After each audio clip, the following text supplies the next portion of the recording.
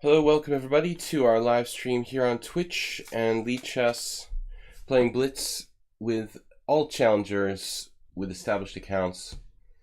We can accept challenges 5+3, casual here on lichess.org. Welcome, good morning, good evening, and good night. What's up, everyone? I think usually it takes a little bit to get started here with the morning stream, so I might grab a random challenge from the play tab. Create a game, no. Let's find a random spring marathon starting in 14 hours. Let's find a random victim. 3+3 casual, that's kind of a good warm-up game. I think they already got a game. Never mind. 5-0 casual, kind of fast for commentating the game. I'd also accept the occasional Chess 960 challenge. We haven't played any Chess 960 games in a while. This guy 5-0. Just for fun. Because no one's here. Good morning. Good morning, everyone. Varan77.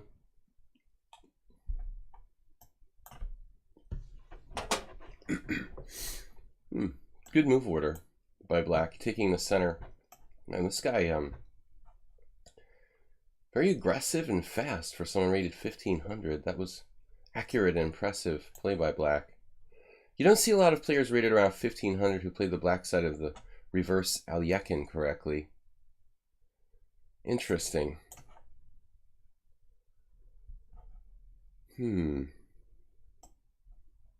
I hate when I have the half-open B file. These guys use less than 10 seconds to play the opening perfectly.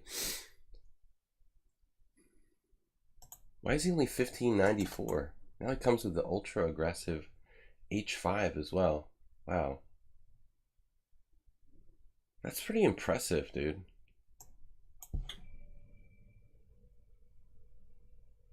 I mean, it's a good thing this is a casual game, honestly. Because I'm pretty freaking scared.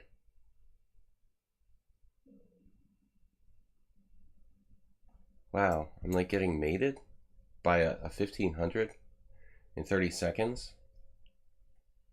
That's interesting. Thank God it's unrated. I'm not actually getting mated yet, but I'm on the verge of getting mated. But how's he gonna do it? I mean, Queen H6?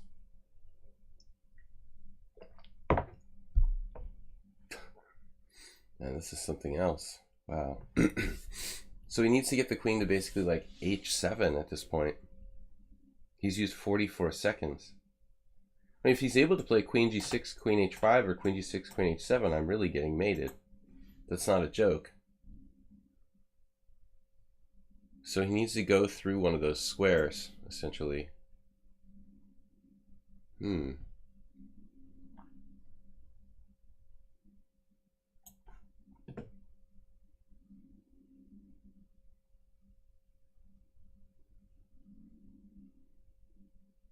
His play is a little too good for 1500. I think it's safe to say that at this point.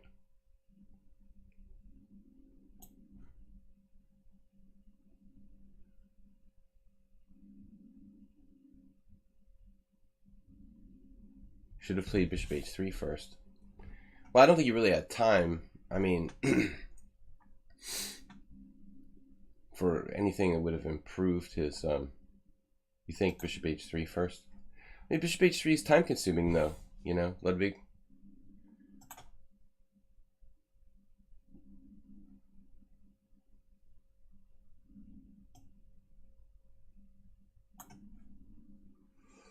I think he's starting to show us that his only goal in life is to move fast.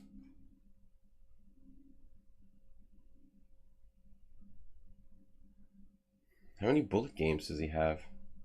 323. He found a way to G6.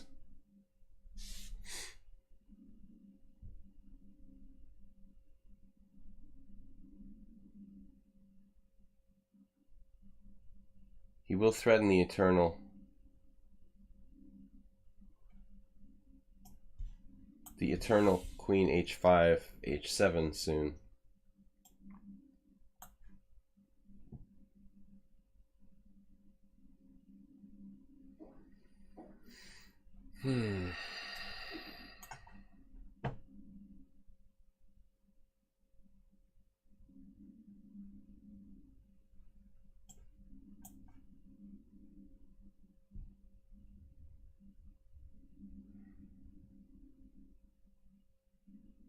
He's got some issues.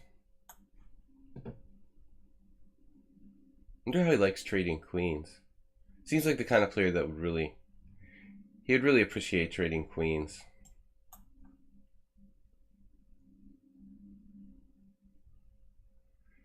You can't get much more one-dimensional than this player's style. I'm impressed by his sort of optimistic determination, I would say.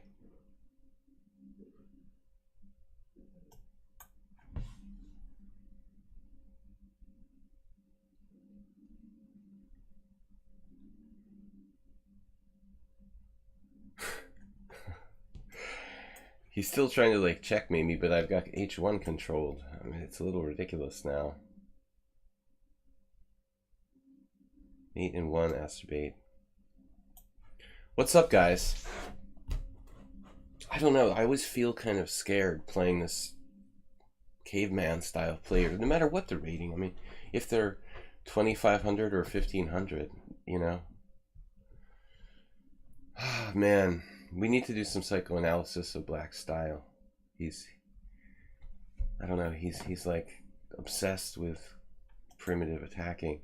I like the way he handled the opening though. Knight f6, d3, knight c6. In the Aliekin's defense, there is a line, you know, where you're playing basically like e4, knight f6, e5, knight d5, knight c3. That's not a bad line. Every time you take on c3, it opens up this half-open file for the other guy. That's really, I've always found really irritating to play against that. Happens in the Petrov defense too. Okay, Pide, we're going to take the challenges from anyone with established accounts today. A chess barbarian. Yeah, he was a chess barbarian. Exactly, perfect, Bradley Bloom. Perfect. I mean, you know, there's a little bit of chess barbarian in everyone, but but to constantly play like that every single game, it's like direct obsession with direct attack. It's kind of like a chess personality disorder in psychological terms.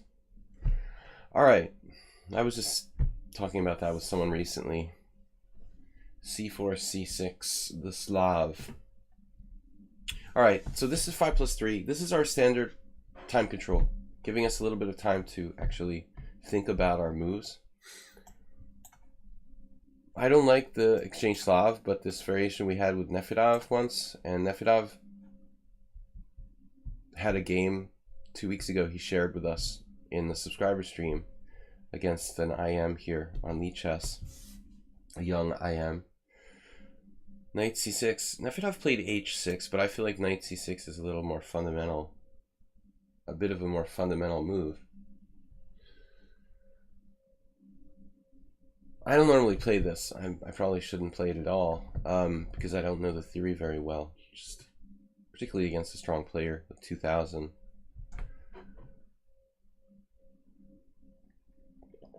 All right. I guess this makes sense. So if queen b6, knight takes d5, queen takes b2. Nefedov's game was something like that, except the bishop was on h4. See, this piece's ability to come back defensively is actually relevant. I mean, that's the point of h6, then queen b6, I guess. The bishop loses his ability when you play bishop h4. The bishop loses his ability to like aid in the defense of d2, the diagonal, this diagonal, and the b2 pawn and what have you. Okay, a6, disallowing knight b5 at any point. Looks like a slow move, but you know, what are you gonna do? Go for it, I think. Talking to myself. Self?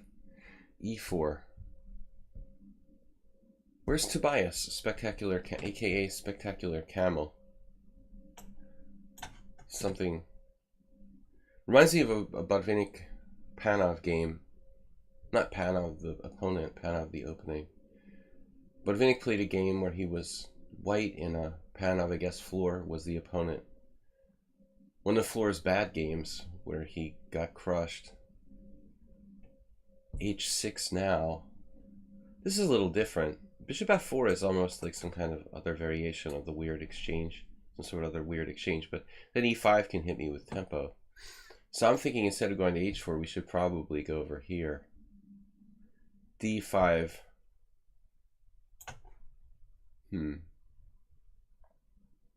Maybe this is relevant, you know? Maybe not. Now black can play like e6 and try to maintain a solid position. Or this. If we play pawn takes pawn, we have something like an acerbate. Bishop on e3.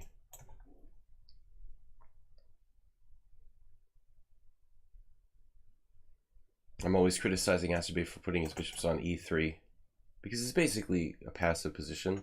It does secure d4 though, so there's some positives to it. That's kind of important stuff. But actively, you know, offensively, this bishop doesn't really do much from e3.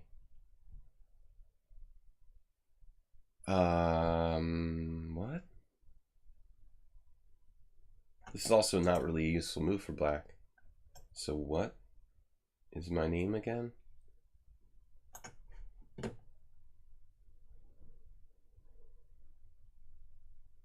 I thought he should have probably played knight g4. I mean, admittedly, that's a weird square since the knight has nowhere to go from there. But he's hitting the bishop on e3. So moving that again would be pretty weird too. But you could get a really strange variation, like in that past position, knight g4, bishop c1, literally. With the idea of h3 winning a piece. Maybe there's no good move. Black probably has to play something like h5 to give the knight h6. Now he just lost the pawn. All right, practical player.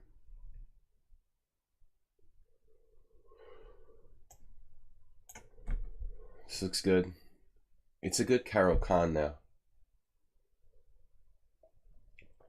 Acerbate, you went and engined that game. What game? My last game or what game? The funny guy who attacked like a caveman game?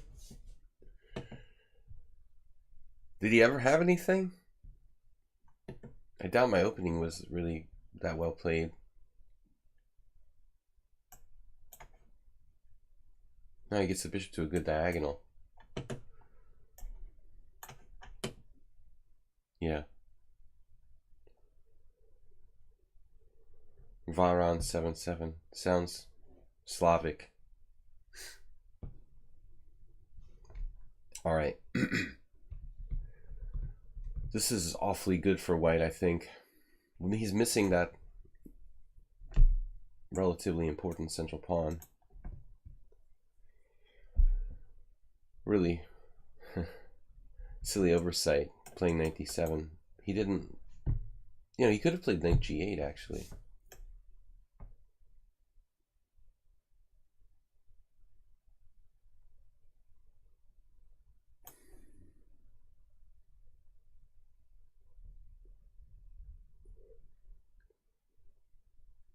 Black king.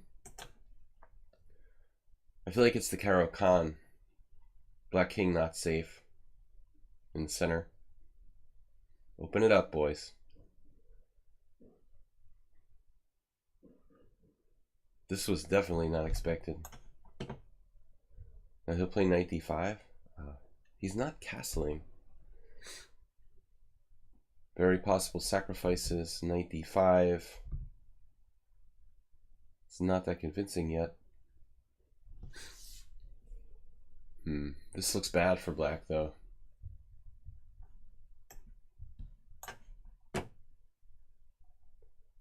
He wouldn't play queen g5, would he? Just go into a pawn down endgame. I'm kind of actually not super excited to do that. After his last move, he has pressure along the c file. But I mean, this is bordering on the suicidal. However,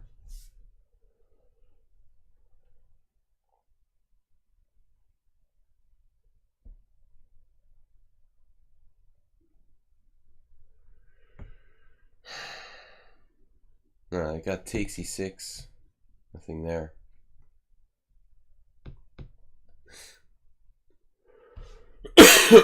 Pardon. Pardon. This might take a little while, my friends. Arms on Twitch.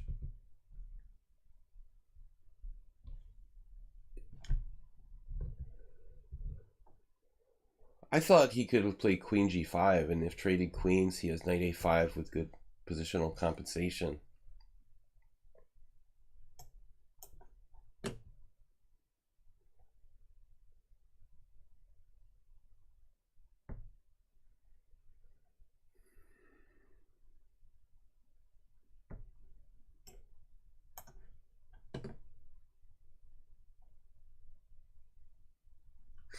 Both fighting for the same side.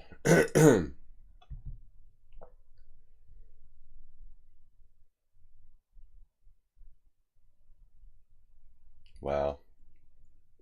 Simple and good.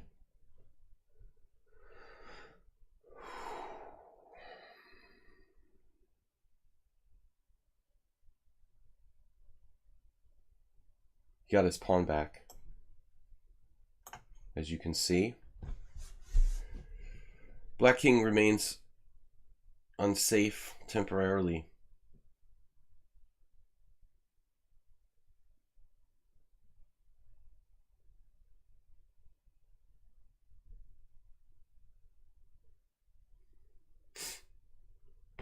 Okay.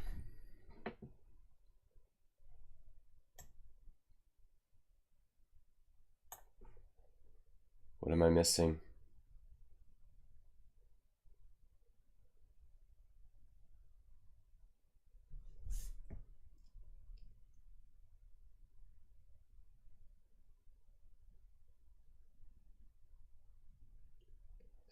How are the pandas today? They're amused.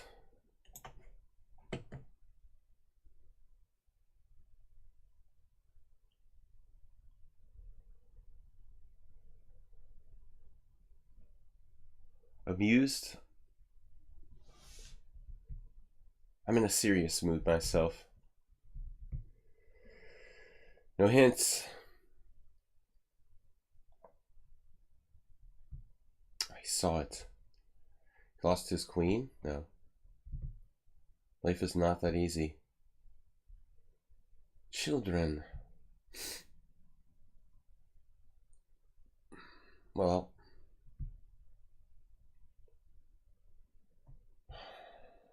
he takes g8. What am I supposed to do?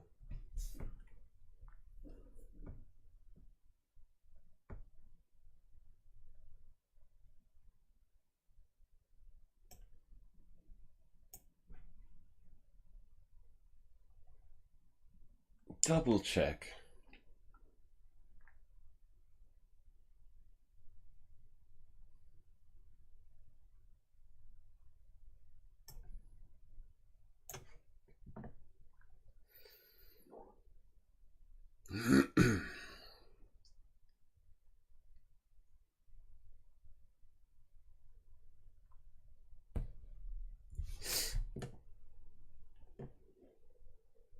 Incredibly hard to finish him off.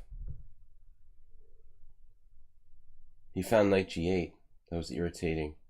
I was threatening queen h6, mate.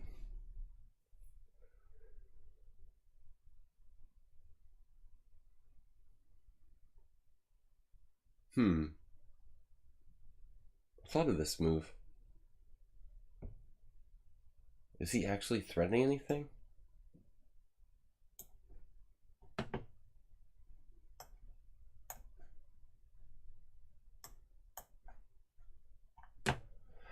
All right. I mean, he was kind of dead after losing that pawn in the center in the opening. Klopa. Klopa, you have 50 games or so? Okay.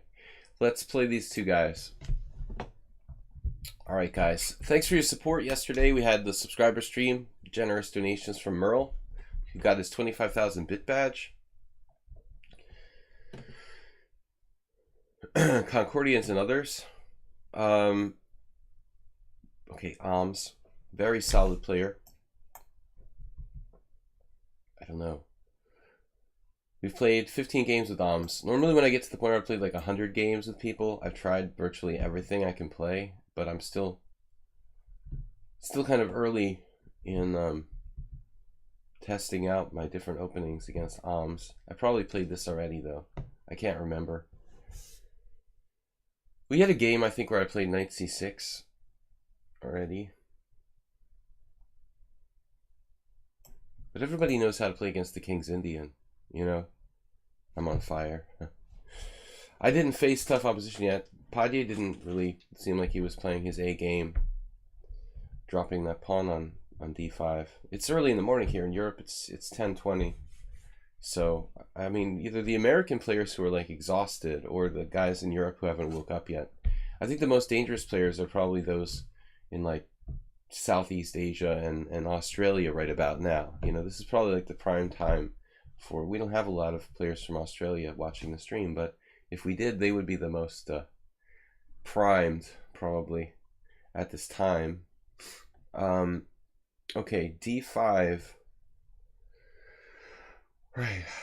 The Benoni and I have never really had a good relationship. Tried to play the Benoni once. Didn't really go that well.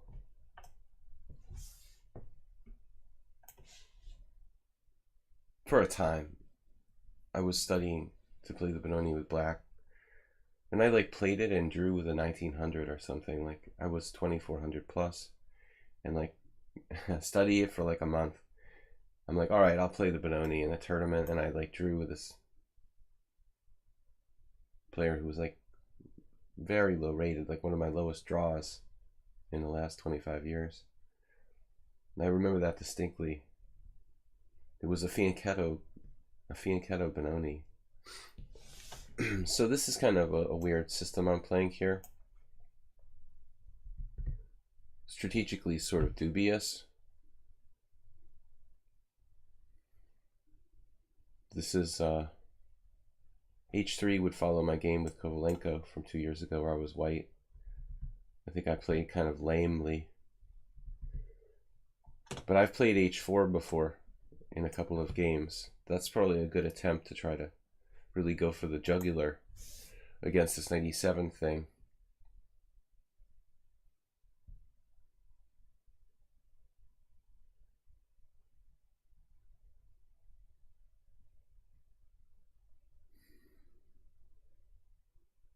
But this isn't really a modern Benoni. My knight's on the wrong square. This is a weird system played by some experimentally minded players. I don't know what you call it per se.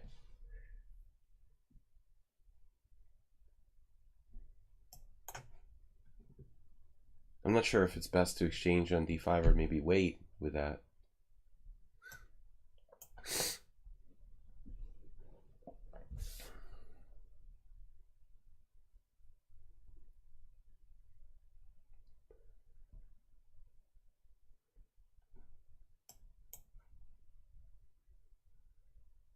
Modern Benoni, my knight's on f6 in this position. It's a very slight difference.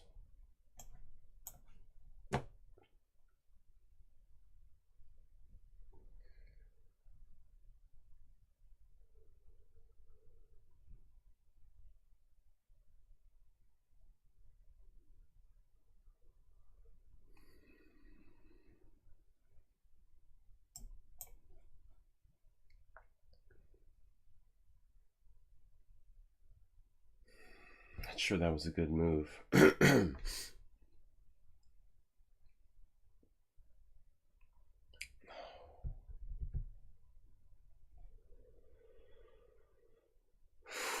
This is already stupid for me.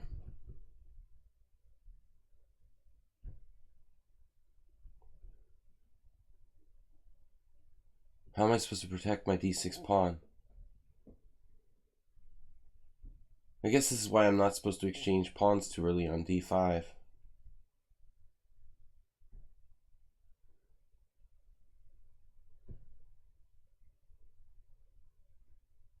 I guess queen b6, a5, queen takes b2.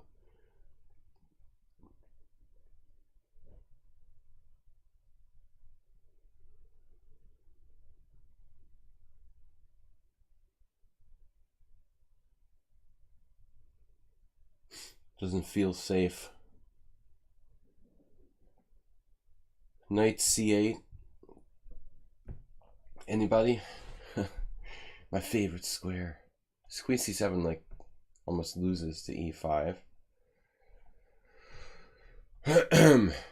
So I pretty much screwed this up. It's ugly. But maybe it's not that bad.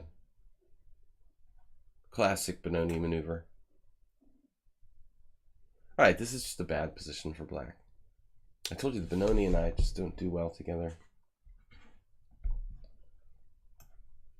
Of course, if white plays too routinely, I can unravel. I was thinking even like bishop g4 might have been a move for him there. Ams is a classical player.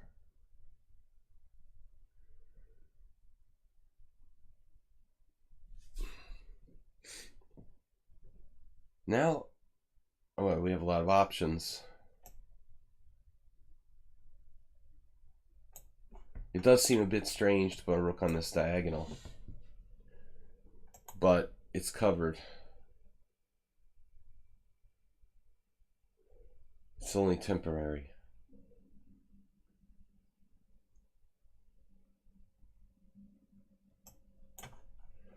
Okay, this knight on c8 must find a role quickly.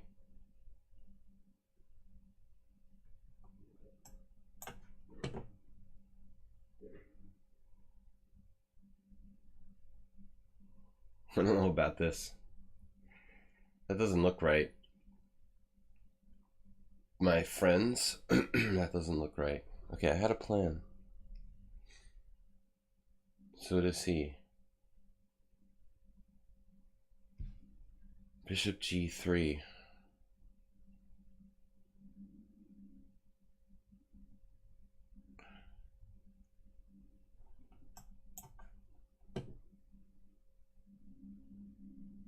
Okay, this is dubious for me.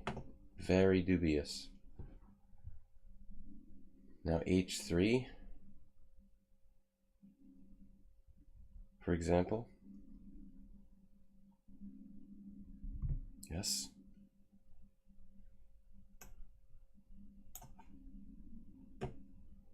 Do not trust my position at all.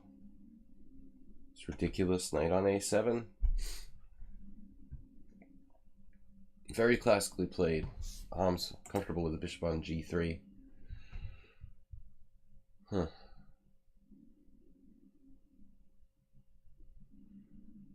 I don't like this at all.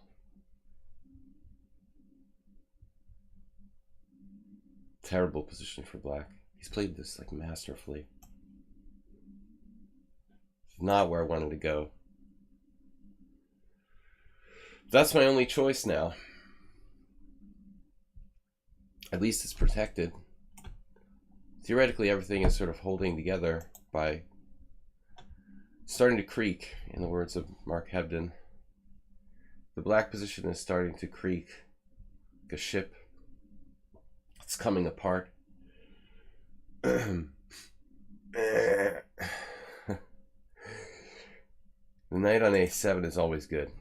Just ask Richard Rapport. Okay. Yeah, I'm not really interested in trading queens. We've got problems here. What's the next best thing to a knight on a7? A knight on d8? Next best thing to a knight on c8, a knight on d8. Masterful positional game by white, really. Real master. You have the other option, which is possibly even worse, of knight h6.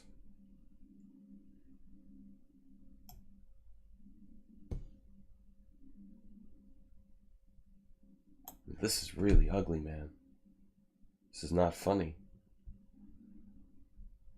We might be able to win on time, but that's our only chance. He's playing exceedingly well strategic chess.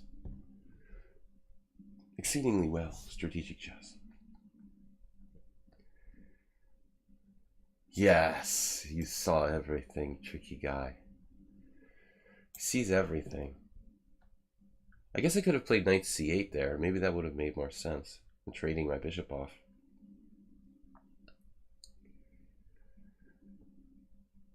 Oh, I hung my f5 pawn. Oh, man.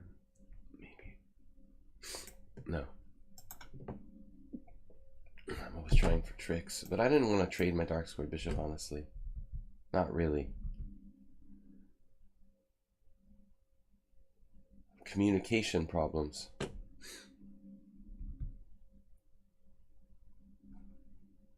What are you doing? Oh, that's a rook g3 check. Oh, the rook g3 check. Probably minor danger.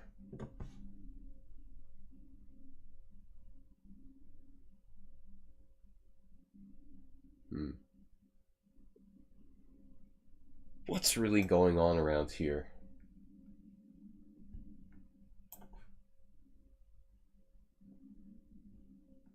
Missing moves is what's going on. That is pretty obvious, my friends. We just blundered a pawn. I didn't see that. That's pretty sharp tactically there, Oms.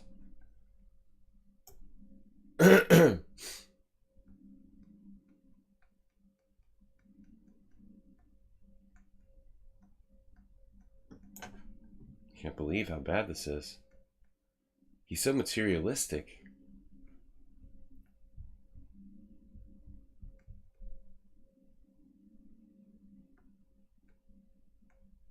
What a materialist.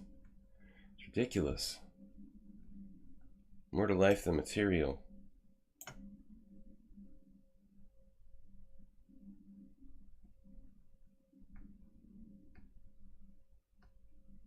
What am I going to do? My rook never played.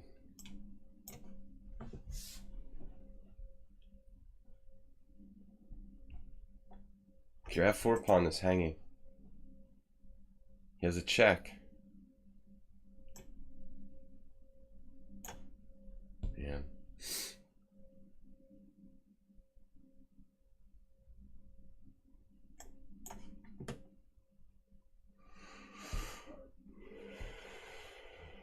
I had a hallucination there.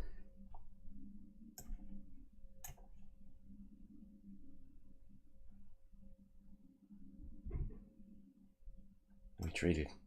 Yes. We're really doing well now.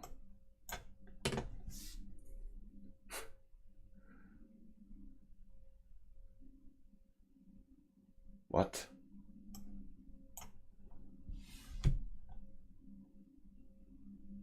Oh, he let me take this.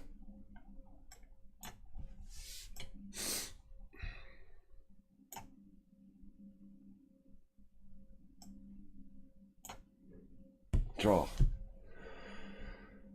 Of course. Easy draw. It was equal all the way. This game. It was a clear draw. Good game.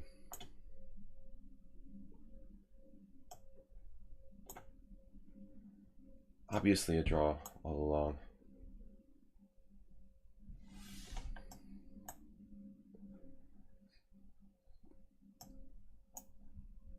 Okay, lucky escape there. When I played knight h6 to attack your bishop, you just played bishop e6, and I think it's over.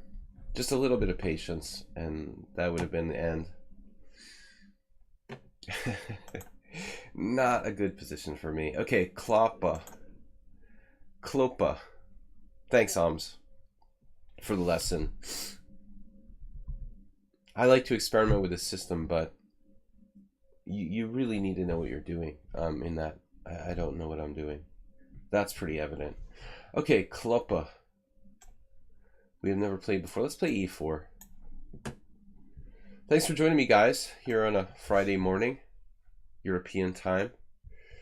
Don't forget to change your clocks on Sunday if you live in Europe. What's left of it? E4, D6. May not have to do that too many more years. European Union possibly doing away with daylight savings time. I wouldn't mind. It's like kind of ridiculous, but anyways, it's still going to be confusing no matter what, because I have to deal with people in time zones that still have daylight savings time. It's always going to be a problem. Okay, Klopa plays the modern defense. Frankly, I don't have a good system against the modern defense. Let's just try this. Something else I don't know very well. But I was talking about, I don't know, an aggressive way to play with white with one of my students earlier this week. And he had a game, I think that was knight f6 instead of bishop g7, this position actually. Slightly different.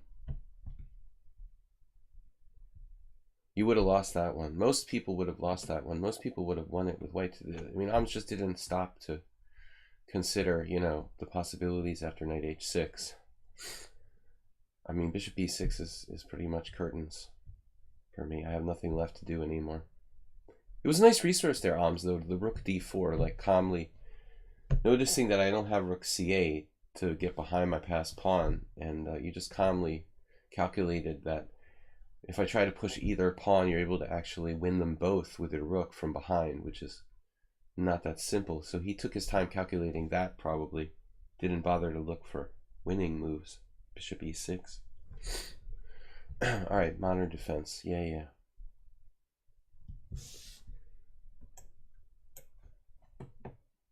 Knight d7 is an interesting move. I guess that's probably Tiger's modern or something. Although, you know, just playing bishop g7 isn't always necessary. Although probably in the knight f6 lines, you delay bishop g7 in favor of queenside play for black here. Thanks, man. But I should be donating 200 to you for that game. But he's donating for the stream. You're welcome. No, thanks for, you know, being a good player and spending time with us here. It's nice to have a bunch of stronger players to make life interesting for me. C5. C5A. So I was telling someone last couple days ago, you never want to play, speaking of the Benoni again, you never want a queenside castle in the Benoni. This is like rule number 1. You don't queenside castle in the Benoni. Okay, it's like technically not a Benoni, I guess, because I haven't played c4. Whatever you want to call it, you don't queenside castle. It's just like diagonal is open, you know. After knight f3, we have a form of, basically a form of the dragon, I guess. If he wants to play c takes d, he has like a kind of inferior Sicilian dragon. Probably he has other moves though. But c5 is a little committal. I would think that black normally plays like a6. a6 or c6, you know, playing for b5. Rather than c5 is usually played like later in the next moves, but not so early as move 5. Guys, welcome. I'm taking all the challengers who have established accounts. Just all I ask is they have 50, 100 games. So it's just not a brand new account, and I'll play you. Unrated 5+3 is the challenge time. We've got Friday, it's today. Sunday is our subscriber stream, our simul stream. So yesterday was a subscriber stream. Don't forget to subscribe, guys. Hey, you. Don't forget Sunday we have a simul that he does. So we're gonna play 25 players on Sunday at 6:30 Central European time, and don't forget to change your clocks. All right, Panda, thank you for that message. E6, that's weird. Ooh, that looks weird. What's up? Uh-oh, we have a Panda. Call the Panda ambulance. Oh, no. The problem with being circular is that you roll. You have a tendency to roll. Panda down. Panda down.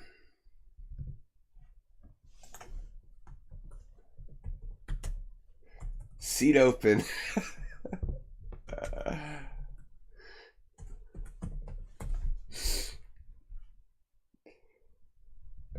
Seat open.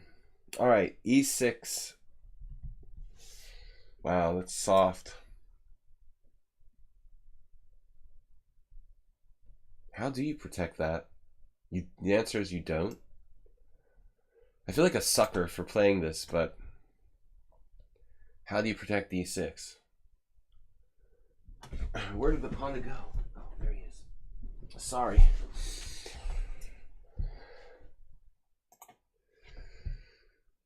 Ow. Ow. Alright, he's lucky that he's soft and circular. He didn't injure any hard bones or anything like that. So, for my next trick,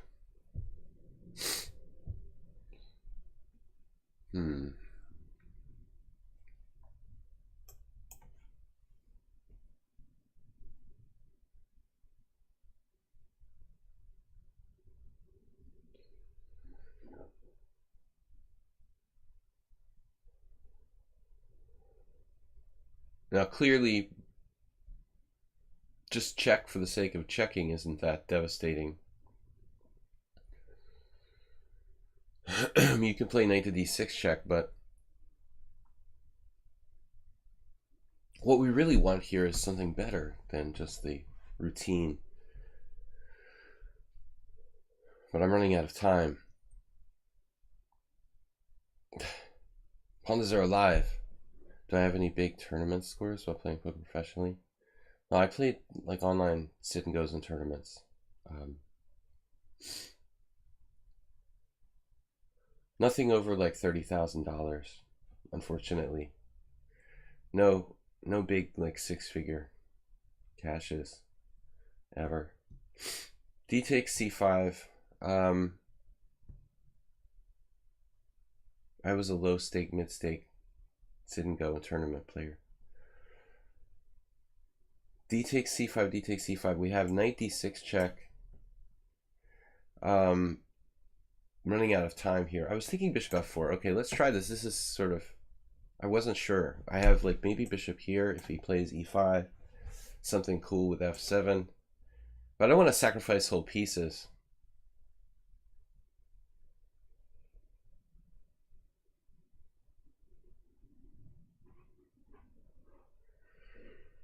It's lost in translation. Arms is he's a native German speaker. I don't know.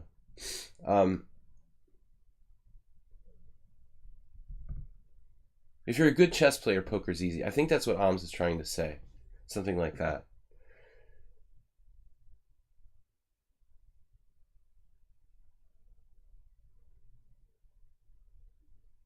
Poker should come easily to a good chess player.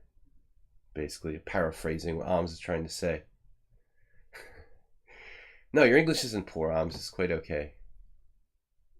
Wow, this guy just kind of hung the c7 fork. I mean, that looks,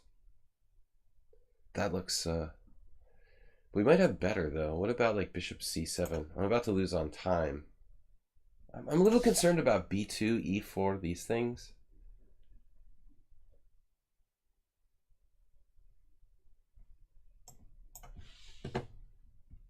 Well, at the same time, though. Queen takes b2. All right, we have this. Now I can win the rook without allowing queen takes b2. So he could have played king d8. I thought that was a better practical try. I was looking at king d8, and then knight takes e8, queen takes b2, and he tries, he tries to find some complications there. All English native speakers have an advantage on the internet. I guess that's true. All right, this is getting a little bit annoying. You know, he does have this bishop c3 check for whatever that's worth. Kalupa like kind of playing for time though. He's got a lot of bullet games. You got to remember this is increment, so you can't really play for time.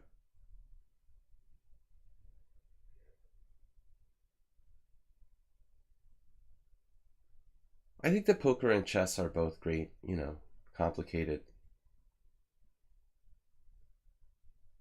strategy games. A lot of people lump in poker with just gambling, but it's not, you know. There's a large variance and whatever, but it's not essentially gambling if you know what you're doing. All right, black just resigned, surprisingly. But I was curious just to see if I actually played this correctly. You know, once he blunders with like e6, in this position, did I play the best continuation with like bishop f4? This is what I'm wondering. No. Wow. The engine just wants to like play knight d6 check and take that. Oh, I'm winning a piece. Well, alright, fine. Then you play knight d6 check, king e7. Why would you play king f8 and drop a knight on d7? So queenside castles? Queenside castles. What do you think, Asterbait? Is this a good move? Mate. It's a good way to lose. Hey, look. Mate. So rook d1 is slightly stronger than queenside castles. I did not think of that. I saw knight d6 as kind of an empty threat, so I played this. And now black has to play e5, I presume. The engine actually says he played the best move. I thought here. I have a strong attack, though. Bishop c4. Just even this, I thought. Alright, guys, let's move on. Anyway. German is Pennsylvania Dutch based. They moved there from Pennsylvania. That's how Germany was formed. Zen chess. Alright. A lot of my relatives are from Pennsylvania. Zen chess and Germany. So maybe there's a connection. Zen chess is strong. Another strong player. I need a drink. Alright, guys. Where's my cup?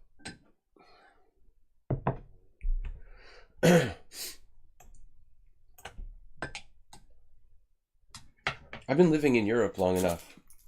I know how to understand when European non-native English speakers are trying to say something.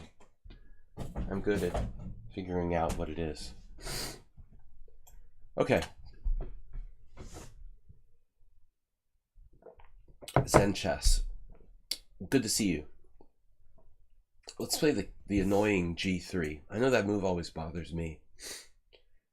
You're not really prepared for this. You're like prepared for knight c3 and you're prepared for knight f3, but g3. All right, we've got a Catalan now.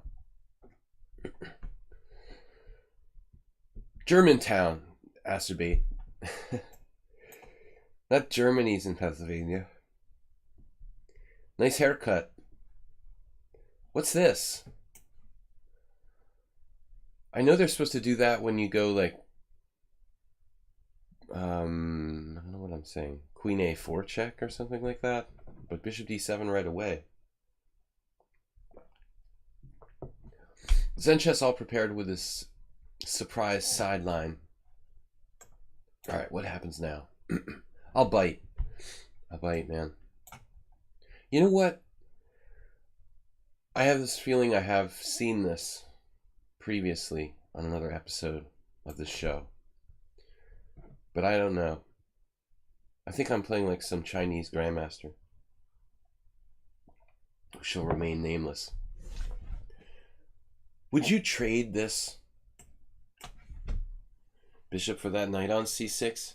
Because if you would, maybe you need to have your head examined. I mean, it's a very strong piece. So I think this is theory, but I don't have anything committed to memory. I'm just going on kind of vague recollection of seeing this played on a high level, like in the last year or so. But it's very intuitive. It's a legitimate sideline, but risky. You don't say. You think that putting your king on c8 with the bishop on a long diagonal is risky? That's kind of like castling queenside in the Benoni, right? It's not risky, come on. That's perfectly safe. I do it every day. So you don't want to do that. You don't feel comfortable with your king on c8. I forget I'm not playing you Infinite Flash Chess, I'm playing Zen Chess. Alright. They're all named chess around here. I mean, I get them all confused, all these chess guys. Infinite Flash Chess, Zen Chess. Original.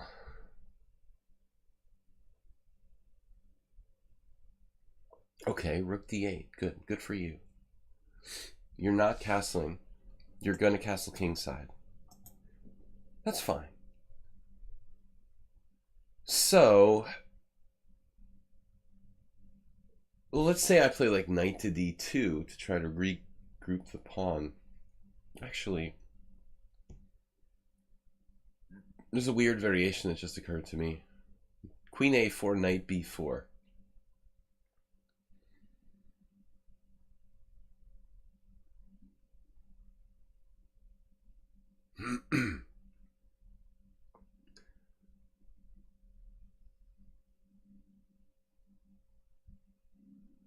I feel like essentially, is he trying to play e5?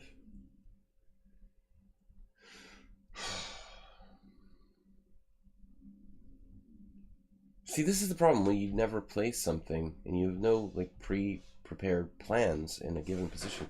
I had to figure everything out from like how to make a wheel here. I'm figuring out the whole position for the first time in my life. I like White's position. Intuitively, I have a feeling that White has a good game here, but I don't know the established plans. I'm making it up as I go along. b3. Even b3 is probably good. Okay, so e5 is a problem, A.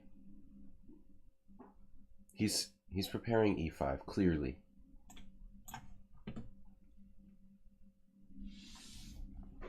So I can meet e5 with d5. That would change the game. This develops a piece. It's the best square for the knight. Sometimes you get too hung up on being down a pawn in such positions, and then you focus too much on like, I want to win my pawn back. I need to win my pawn back. Rather than just letting the flow, you know, letting the game just have its flow. Go with the flow. Buddhist chess. It's an old Buddhist game, of course. I'm feeling kind of chill today. I've got this everlasting cold. My haircut, I should probably comb my hair again. It's a little too fluffy at the moment. But I don't have time to worry about that. But thanks for the compliment. That's your second haircut compliment. It was way too long before. Alright. e5, d5. Let's talk specific variations, right? Like e5, d5. That's why I played knight c3. The only move that would allow me to play d5. e5, d5, knight b4. Here we go. e4. Senor. Basically, I didn't like any of my other options. So, life is easy when you you have to play only moves. This is the only move. Pawns aren't people. Jesse likes to say pawns aren't people.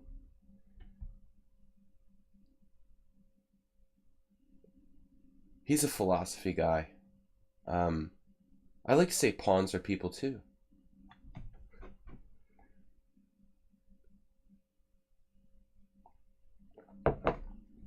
Some pawns are people and some are not. I mean, I think this is very close to being a people here on d5, honestly. I mean, if any pawn is a people, then this pawn is a people right here, because that's pretty strong. It's having the effect of a people, essentially. Knight on a5.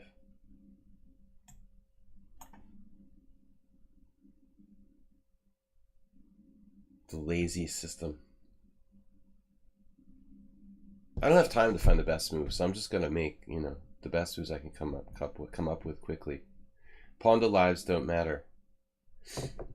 Zen chess, I mean infinite flash chess. Sorry, I get the chess names confused. Infinite flash chess is Zen chess is kind of mild mannered, but infinite flash is a anti-pawn to troll.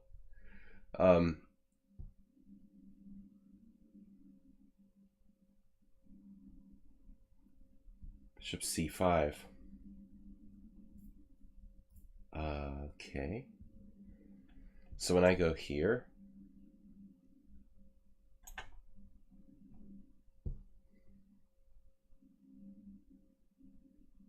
philosophically, how do you feel about your knight on a5?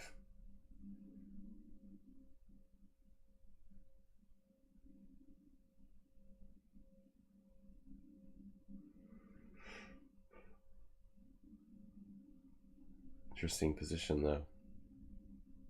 Unfortunately, we don't have time to play a proper game here. You know, this is going to degenerate into a blunderfest because both sides soon will have under a minute.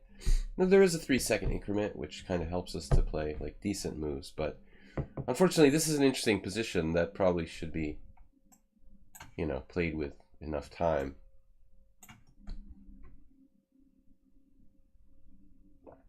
I have a bad feeling about Black's game now. This is not good. Maybe Black's just lost.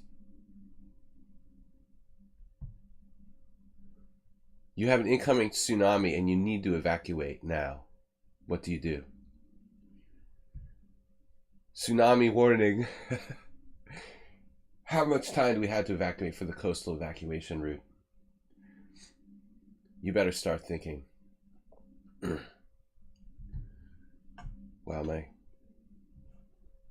my jokes are so good. Ops color bishop positions are all about dynamics. Mr. had that move.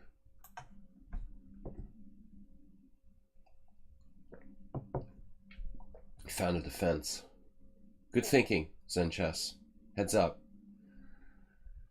He didn't have to evacuate. He just sort of like built a levee and stays alive. Good job. Thinking on your feet, sir. Queen f7. Try to trade queens. I would recommend here. No. Nope.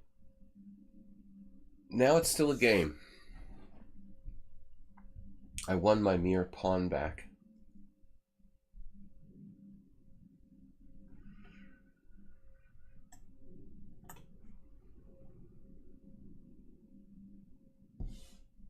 Mm-hmm. Mm-hmm.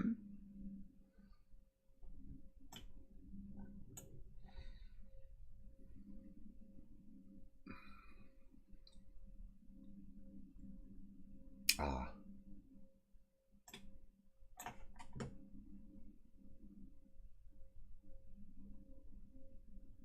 Hurry. Zen chess is the master of increment. Uh-oh. Might have to choose between good and evil here. That move. Well, that's weird. I mean, I don't have to choose between good and evil? He has a defense to that?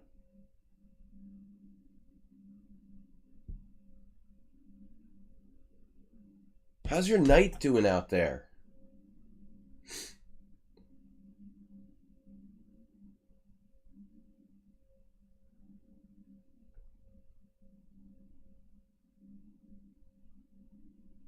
I feel like there's some funky way to win this. You have to go with the routine.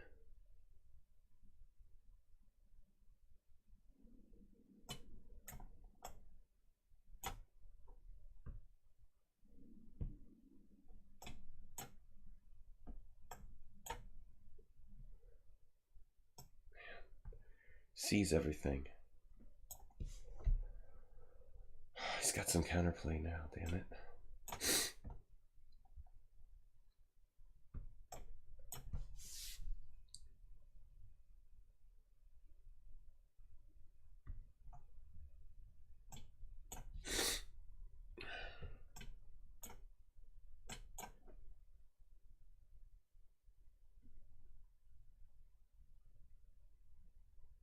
This is getting out of control now.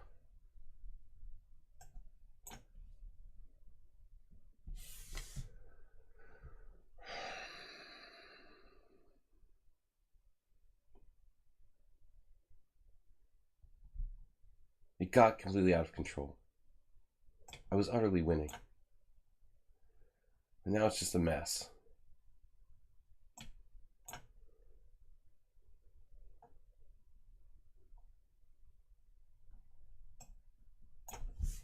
Does he have so much time?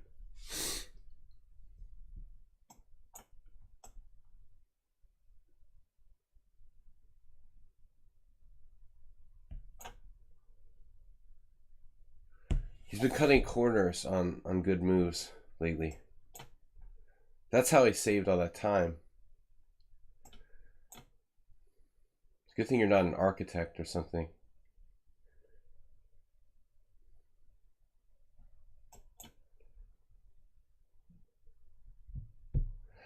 Oh man, just when I thought I was completely losing it. Covertly disguised my winning advantage, but I talked down my position. I don't know though, it got a little out of control. I mean, I wouldn't be surprised if I was even worse there at some point.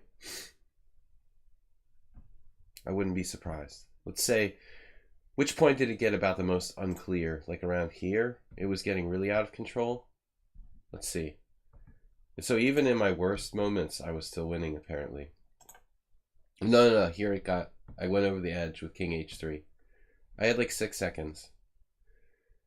But I never was worse than equal. No, luckily. It didn't get completely spiraled out of control. Good game, Zen Chess. Nefedov is here. No, thanks for being a subscriber, Zen Chess. No, people like you, Infinite Flash, Alms, you know, it's nice to have a host of like 2,100 plus players that we can play, you know, so it's not like I'm just playing beginners. You guys make it very challenging for me. So Nefedov was here visiting me in Budapest, and he's back in the UK now. No problem with your, you know, with your getting back into the UK, with the Brexit confusion and whatnot, Nefedov, right? Good to see Nefedov back. David Chess. David Chess, you're the FIDE master, right? Speaking of strong players, Nefedov. Nefedov is good with joking. He seems serious. All right. No. We're not going to play the Royal Pez. We can't give Nefedov an F5.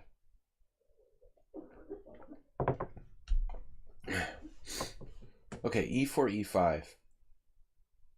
What does Nefedov play against the King's Gambit, just out of curiosity? I'm sure he's got a good line here. I don't even remember the last time we played the King's Gambit against Nefedov. Sometimes I host on my Wednesday stream weird openings. Sometimes I play the King's Gambit when I get the chance. We haven't had one in a long time. A King's Gambit on a Wednesday stream.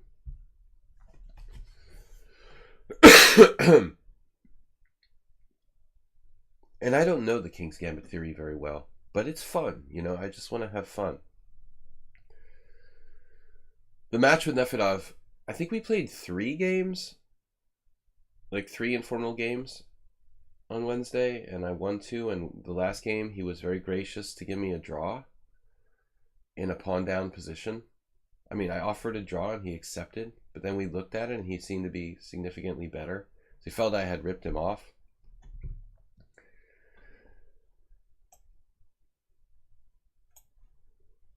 This always seems wrong to me, you know. Develop the queen early.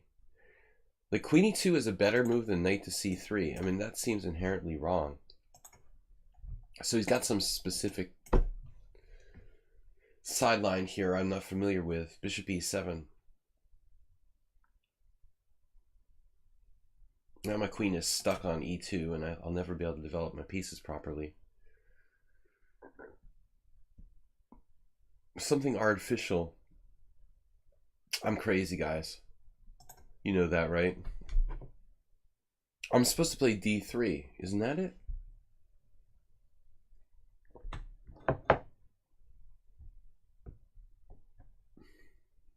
It's not queen e2. I'm supposed to play d3. Oh, this is stupid.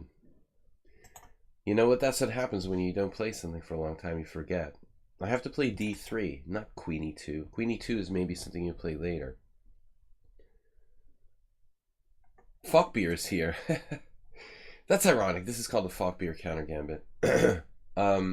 His sensory Falkbeer sensory went off.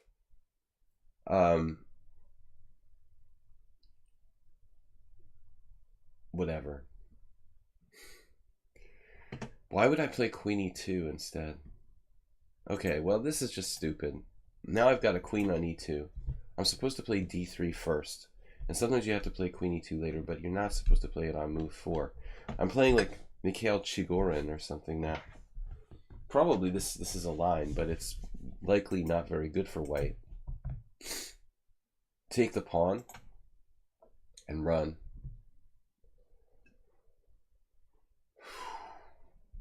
It's too late for d3 now. I mean, it's not really too late, I guess. But if I play d3, he'll just take, and then I have to take with the queen on d3. Basically, I lost like a tempo. But I don't know what else to suggest. I mean, knight c3. Knight c3, knight f6. Queen e4, knight f6 is probably good for black.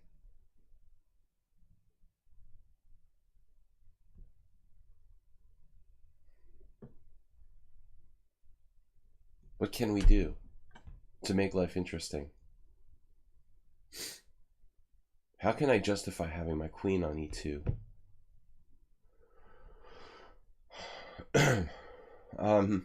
Not easy.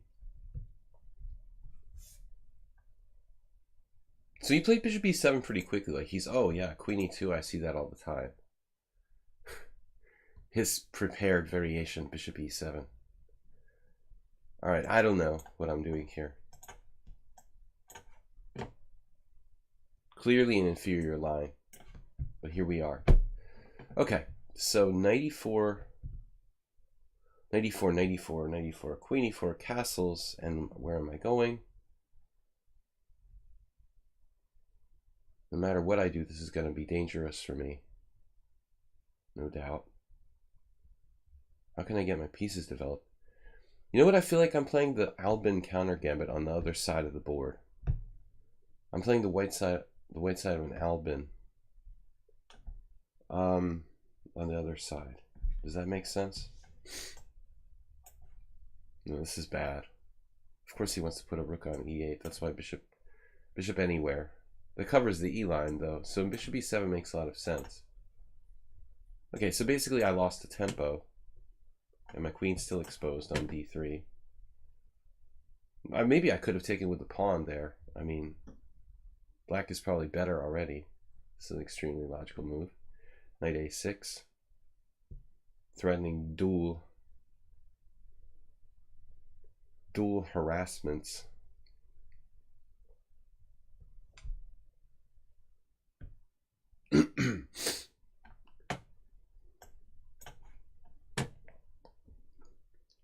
Getting kicked around is my specialty.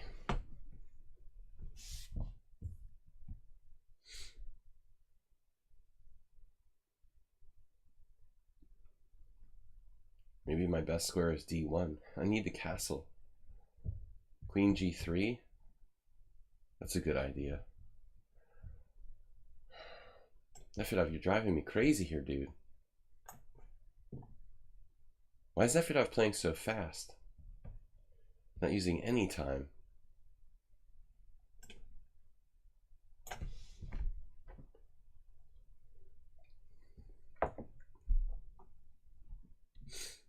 4 minutes, he's like showing off how fast he is.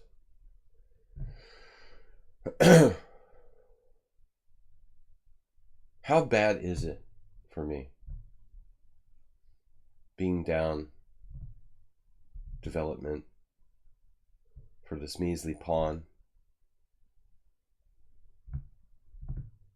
I thought we could count. One Nefidov, two Nefidovs.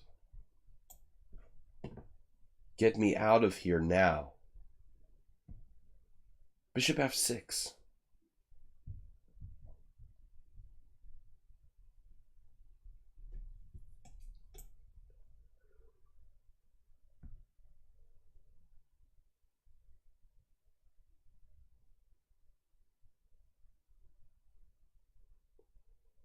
Nefidov doesn't get the Sesame Street jokes because he lives in the UK. Do they even have Sesame Street in the UK? Do they even... You would think it would be, you know, kind of a classic children's show. They would have it in the UK. They have their own stuff, though.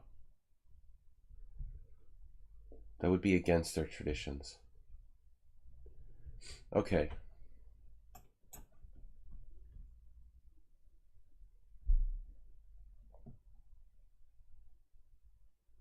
Trying to blitz me will cost you. I'm holding on. He's trying too hard.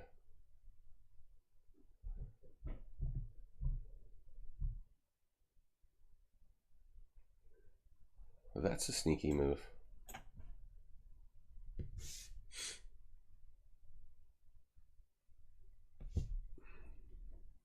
He got his rook e8 finally. No check. Look, man, no checks.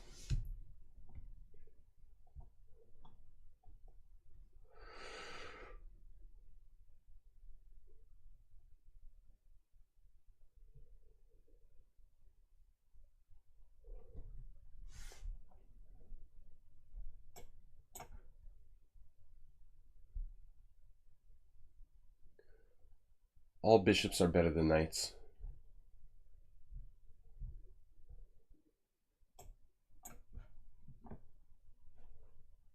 Slowly losing his grip.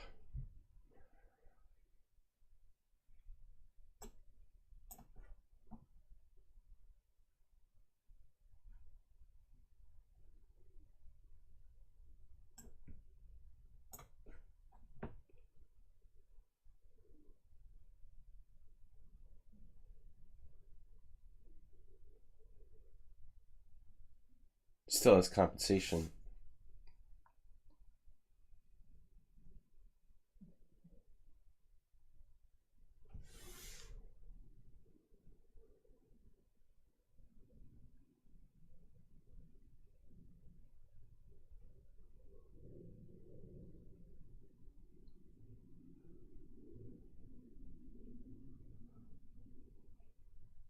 Anti-Sesame Street campaigns, clearly.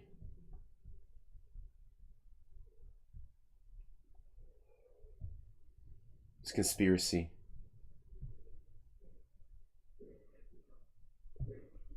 They have very high quality programming like the Teletubbies. Those things were creepy.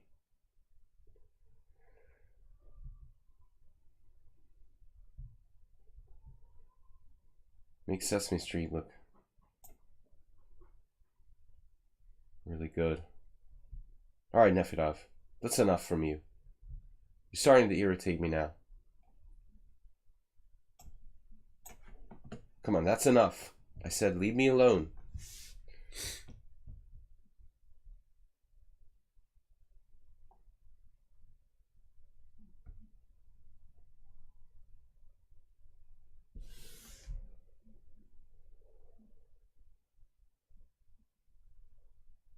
Numisevich would frown on d6, opening up lines for the guy's bishops.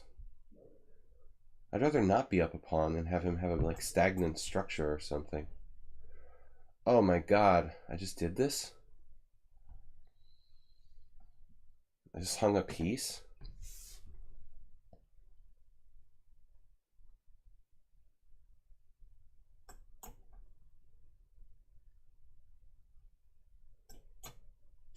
It's not that easy, Nefedov.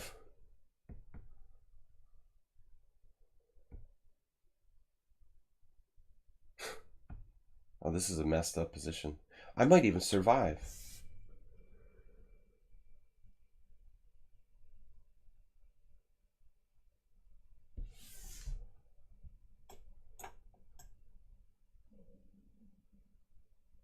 Oh, you had that.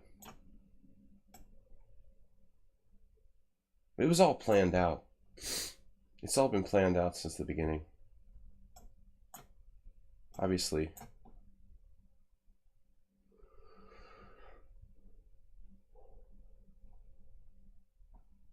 Guess I should save my knight first.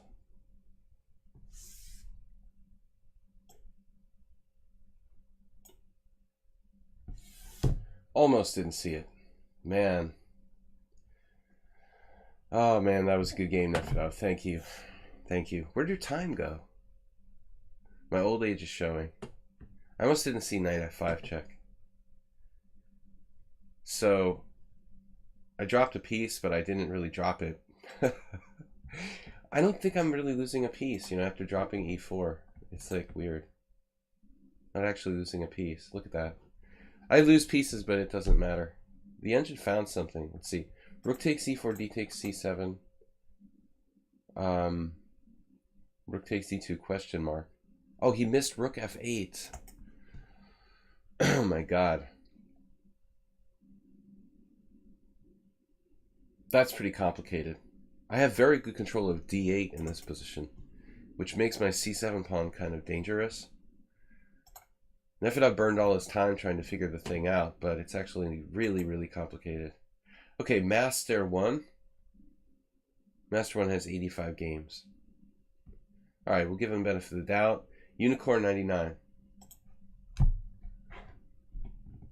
Okay. Okay, guys, we've got another hour to play here. Master. Nice try, Nefedov. After I handicapped myself by playing Queen e2 in the Falkbeer. The Gambit. Oh, yes. Closest I ever came to a GM norm. Ruined by this move.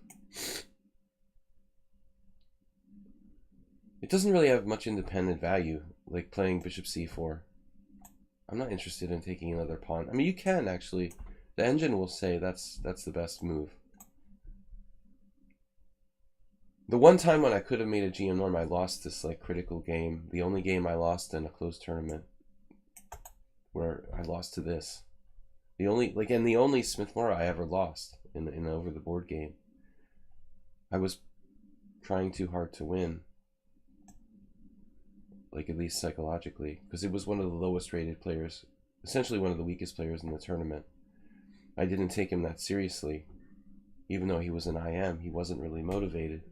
So I was like, all right, whatever, you know, and then I lost.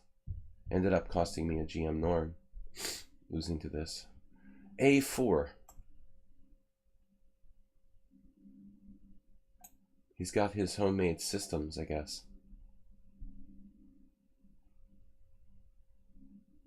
Yeah, white has a lot of problems, Falkbeer. The Falkbeer is sound. So what's up with bishop g4, queen b3? e6, queen takes b7, knight a5. That's actually good for black, I think.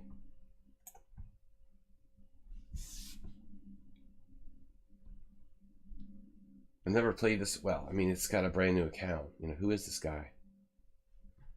He just created a new account, or he's a totally new player to lichess. Yes, and with ideas comes strategy for Simul. But, I mean, that's a really big mistake, what I did in the opening to play queen e2. It's too big of a concession, and my pieces are all misplaced. I mean, it's bad enough f4, weakening the king side, and then queen e2. I have an exposed queen on top of it. Black's better, probably, even though he's a pawn down. Just too much compensation. So, I feel like I've seen this before. This is Somewhat Unsound's new account. Mastad1. We have another friend here on the stream, one of our subscribers, who is named Somewhat Unsound. Okay, this isn't really a good move. Now he just kind of started playing random stuff. Bishop e2 obviously loses time. You know, he's moving the bishop a second time. So that doesn't seem right. We can just focus on development now, I guess. I wouldn't say white really has enough compensation for the pawn now. Pulling this piece back leaves him kind of passive. But a4 is an unusual move. It's not unheard of, though. The b4 is a move, too, that I faced. An early b4. Maybe on the next move, typically after castling. You usually see them castle first and then play some weird move. I'm not a big fan of bishop h5. I think the bishop kind of gets stuffed out there.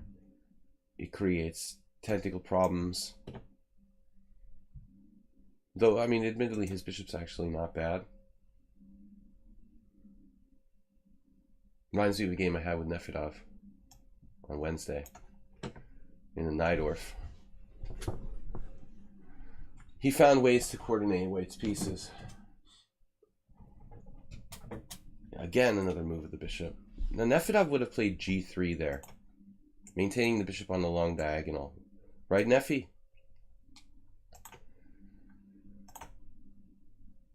d5? I mean, d5 is probably a good move, but it sort of devalues my pawn structure. Equalizing.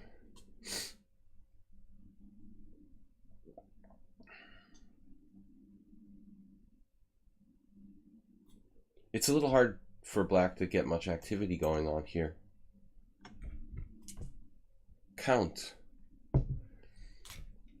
I don't know why this Count Nefedov started. What is the Count's name on Sesame Street? Does he actually have a name? He doesn't have a name, right? But is it Av something? Count something Av? Where did that? Why do we say that? Count Nefedov. What? Like, you know, Count is usually like some kind of Romanian Dracula, but they're not named Av. So you're the one that, Infinite Flashes, you're the one that started it. You're the one that started this whole... It makes him irritated. Nefedov, he was very concerned that you call him that. He raised formal concerns to me.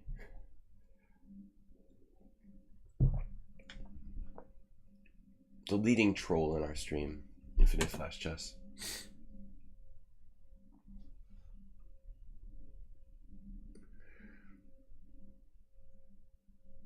I'm very serious, Infinite Flash. Alright, guys, Simul on Sunday, if you want to play 25 players. I am not going to Nagy Kanizsa. There's no way I'm traveling to the other side of Hungary to play a meaningless game. So, that's the way it is. I'll have some kind of family activities and lessons, but I'm going to be saving my energy for the Simul. So we'll play the full 25 players on Sunday. I'm not sure about time control, but prepare for a 2.5 to 3 hour game if you want to play on Sunday. My stream is at 6:30 at 6:30 Central European time on Sunday. White has weak dark squares.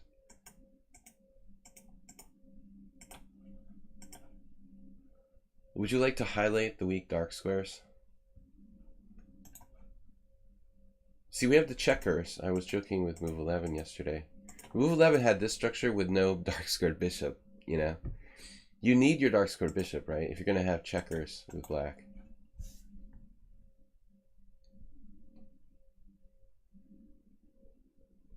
Nefida was sharing with me a video of Ivanchuk playing checkers. It's pretty funny, man.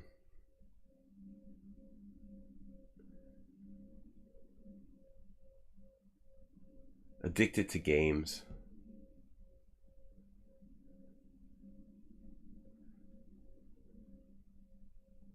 $2,700 game addict.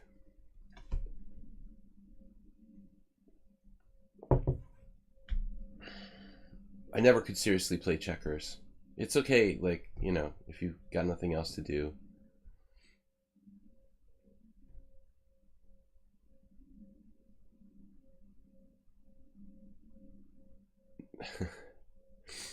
Used to study and play Go. That I've never done as well. Okay, White is crippled on the dark squares and his pawn structure is broken and he's down a pawn. So it's pretty bad. Copy paste. I'm thinking about bishop b8 right about now, but it's kind of not the most efficient way to do this. I should play like queen a5, shift it to e5, and set up battery with queen d6, or sorry, bishop d6. Then master will play g4, defend against the mate threat. You know, we continue from there. But we'll force him to weaken his king side even more. He'll have to play g4. Always a good move. LeeDrafts.org. It's a thing. Interesting.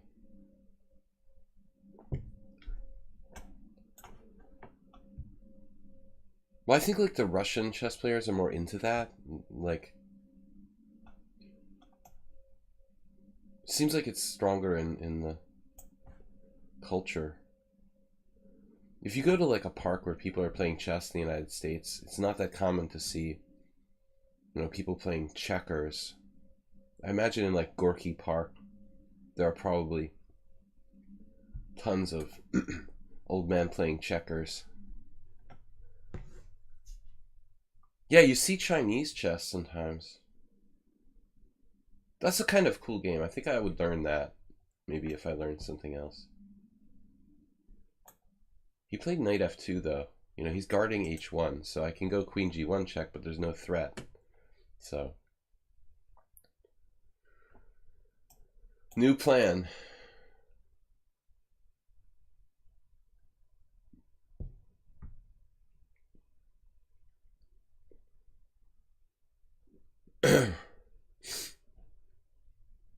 If you go to like Chinatown in a major city, you probably see some people playing Chinese chess.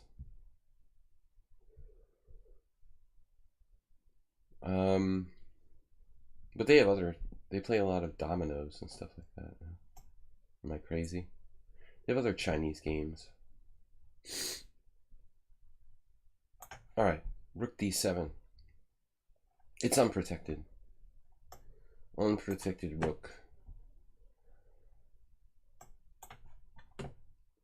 I'm disappointed in Budapest though. I live in Hungary, and I'm disappointed with the level of street chess here. There is none, almost. Practically none. I think for a capital city in Europe. Sometimes people play chess in like in a really gross like subway station, which is horrible. In some parks, there's a little bit of outdoor chess in the summer, but not of the magnitude you'd see in like the United States. This guy seems like he's enjoying this now. He's like having fun. Actually, rook f3 next. Master likes defending inferior positions.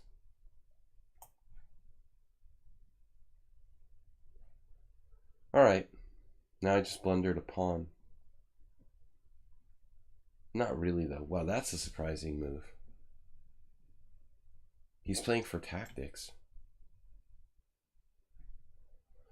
But he should definitely have traded knights on e5 and then played like maybe queen f3 or something. He's actually making a very bad mistake not trading knights there. In fact, like a huge mistake. Okay, now he just lost a piece. So look how bad, this is maybe not that bad. You know, I mean, if he trades knights. I was sort of running out of ideas, but here, here, here. This is hanging and this is hanging. It's going to be a very difficult technical win. I probably have to play like rook f8 now, which I didn't really want to do. And actually, this is not so easy.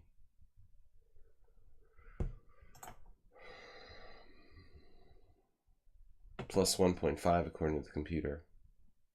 But still, that doesn't make it easy to win. I didn't play that well. You thought you might be not as bulletproof?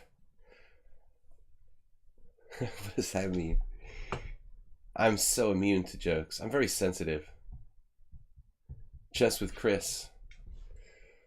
All right. Unicorn 99. That was weird. I thought Unicorn 99 was challenging before, but he disappeared. We've got this challenge. Dragon Bee. He's new. And Big Money, of course, who's a subscriber. But we're not taking the subscribers out of order. Everybody has an equal chance to challenge today. Fast Friday, I just accept challenges from everyone who challenged me to 5+3 casual and has 100 games or so played on lichess. All right, Unicorn, very aggressive. Ponda likes that. Unicorn won the last 2 games against me. I think one of them was a premature resignation by me. Hey, nice move. He likes h5. Ponda's like a caveman. He's a chess caveman. Is that why you don't like him, Infinite Flash, honestly? Because of his primitive style? One of these days, I'm going to have Ponda do a stream by himself. You know, where just Ponda streams and plays and commentates, you know. I really think that's what he secretly wants. Asterbay discovered Google Translate. I'm not sure how relevant h5 is in like a symmetrical Grunfeld, you know.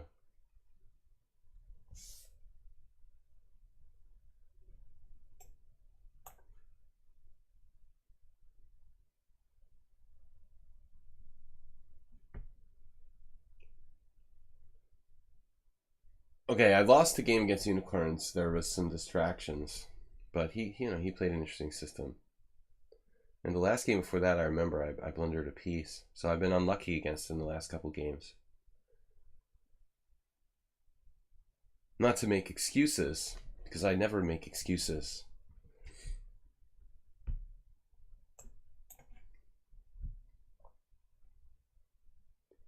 Right? I haven't been able to make excuses. 94. So this is very principled. Playing h5 in this type of position. It's a really principled decision.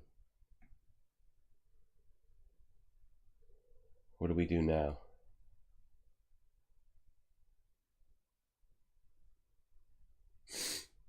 He's used 18 seconds for the whole game. But this is what's really weird about this guy. He seems to play like super fast.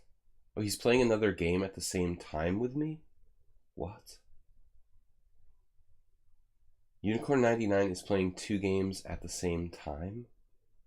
Versus GM Chessy My DE? You're playing 2 title players at the same time, Unicorn 99? Really? Wow. That I've never seen before. He's playing a blitz simul against titled players now. How do you do that?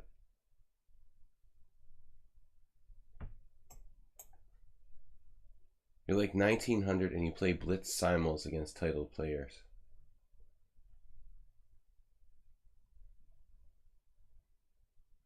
What was that about? And he's got no bullet games, which is the weirdest thing of all.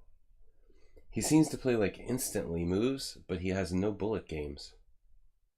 That's good though. I don't like bullet.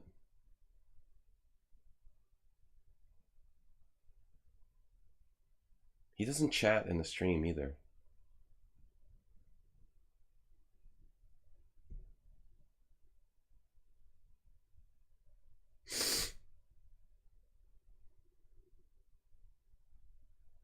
Titled Panda. Let's see how his game's going with the GM he's playing right now.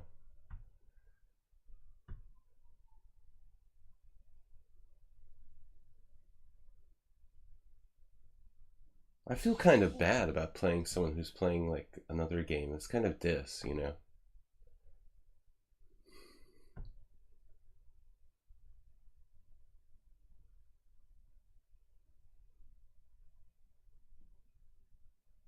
I'm having trouble finding moves here for white.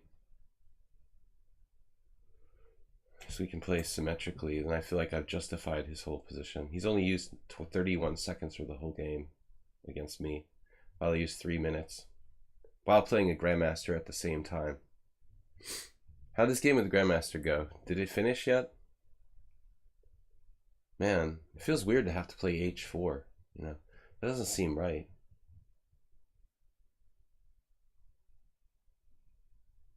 Wait for him to finish his other game. Dude, why are you playing 2 games at the same time, man? It's kind of weird. Alright. Anyway. Dragon B, Big Money, and 10-year-old.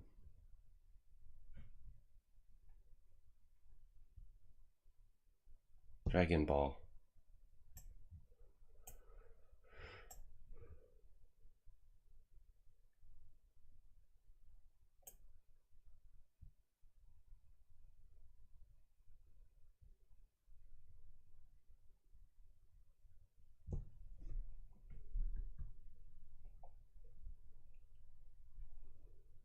Is his other game over? How's he doing against the Grandmaster?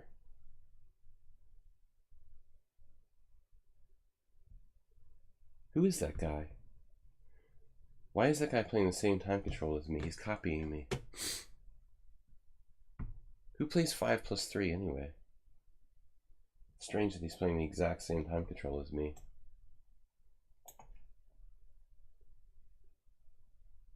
Basically, no one plays 5+3. I mean, that's a very rare time control. Look how strong this guy is while playing 2 title players simultaneously. That's my game. How do you determine like who it shows, which game it shows?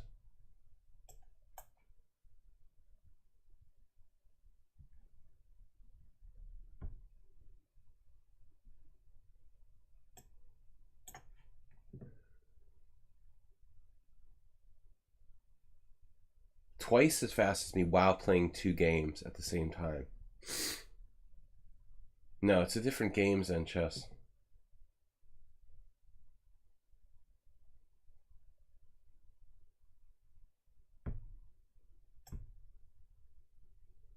This position is kind of scary now.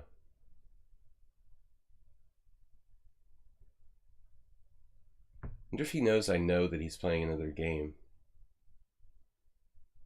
He's made it to the endgame against the Grandmaster, but lost 1 pawn. Actually, who's white and who's black? I was assuming he's white.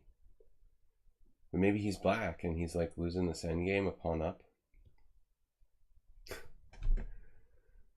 Who can play like 2 title players heads up, you know, who are like supposed to be 500 rating points higher, or 400 rating points higher in my case?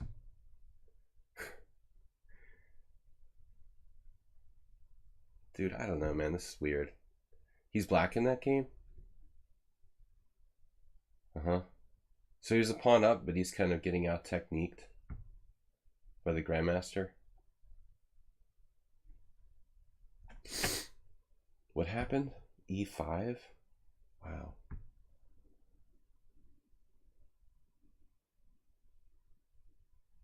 That's some crazy stuff right here. He's like maniacally aggressive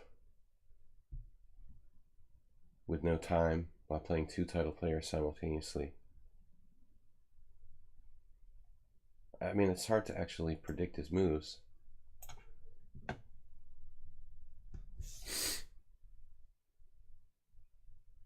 Something weird about this guy. It's like he's trolling us or something. He's black, he lost on time. He lost on time? Really? He plays really fast against me.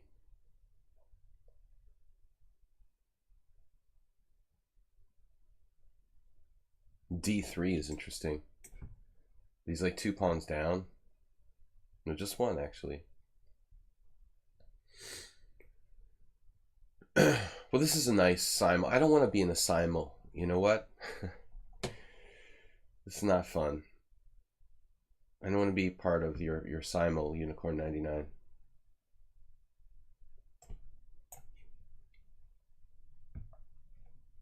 It's all very entertaining, but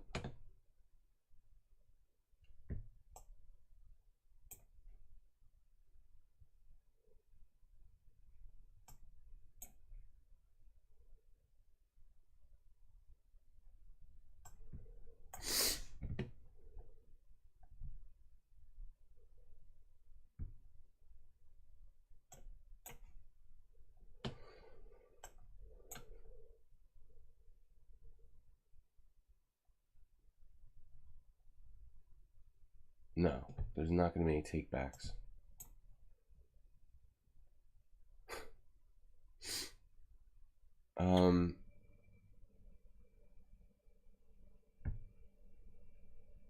He's offering me takebacks now. I mean, this dude, what is with you? What's wrong with you, dude? Rook takes. Like the takeback would upset me psychologically or something while I'm in time pressure. Is that one of those takebacks? To distract me when I'm trying to think?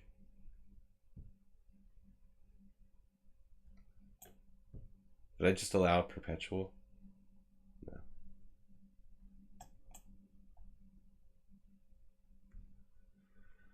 No, this should work.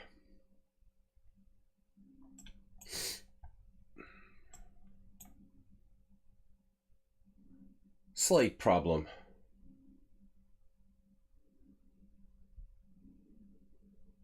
His knight is not quite trapped. He resigned. Surprising. Okay, dude, you're weird. Dragon B, big money, and 10-year-old. The format in which everyone plays against everyone at the same time. Everyone gives a simul and participates in several simuls at the same time. You don't think it's possible in lichess? Well, like, where does that exist, Oms? This is an actual thing? Wow.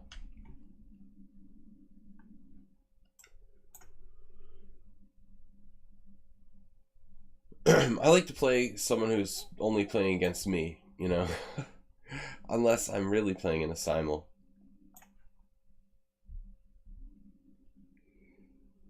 Anyway, I appreciate, you know, one-on-one. It only works over the board. Okay. But I mean, where has that been done before?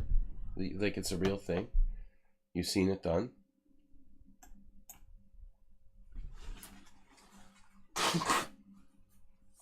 Excuse me. My cold is still staying with me, guys. Can't lose it. Okay, a6. I'm trying to learn how to play these knight c6 type of King's Indians, but it's not coming that natural to me. I don't really like the knight a5 type systems. A simultaneous round robin. That's crazy. So what, like, time control did you see? Budapest Gambit I do, you know, occasionally on Wednesdays. I'm trying to stick with my more traditional repertoire. Yeah, today I played the King's Gambit. I don't know why.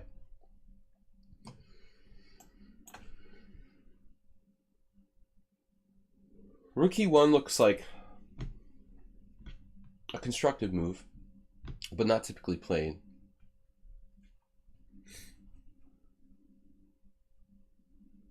But why not? You know, why should that move be bad? I mean, what's my plan? Like bishop g4 in the event of e4? Maybe.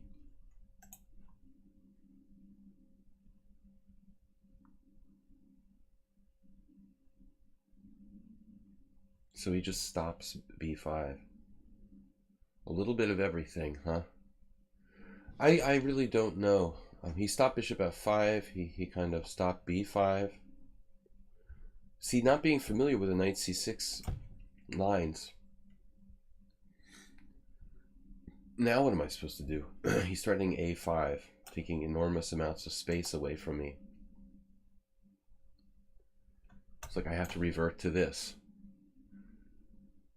Completely different formation that has nothing to do with rook b8. I mean, what else should I do there?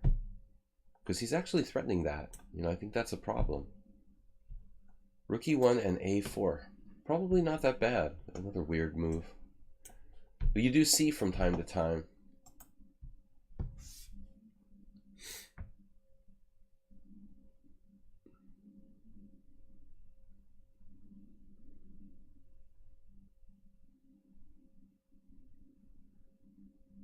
Perhaps he just wants to develop with like queen d2.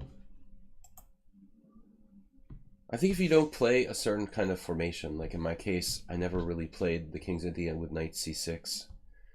It takes a long time to kind of acclimate yourself to the setup, more or less.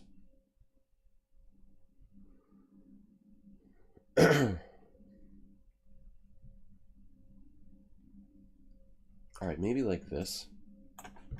How about that? Is that a constructive move? Kind of like your rook e1. I'm actually not threatening e5 though, right? Because he would have an exchange of queens on d8, and this is more just like placing my rook in a useful spot for later.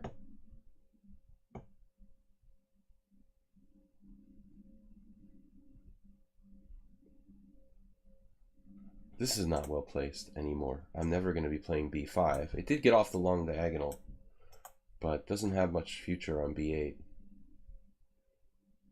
I'm honestly not convinced that a5 was even the right move for me. But I feel like after this, he's got issues with controlling d4. I was kind of waiting for him to play e4.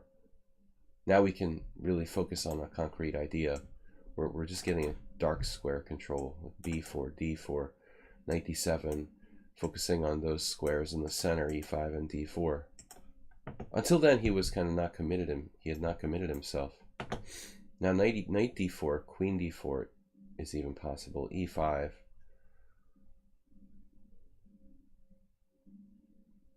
Knight d4, queen d4, e5, queen a7. It's probably okay for black.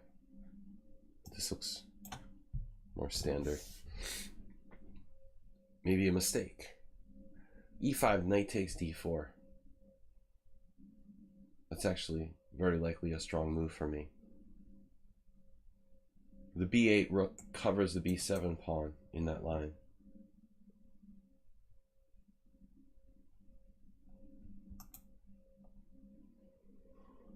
Still not very exciting. Basically extremely hyper modern. Dark square blockade for black. No tactics. Just kind of getting my squares and then slowly trying to get a grip on the position and then trying to reach a favorable situation. His bishop pair is so this is what I was talking about.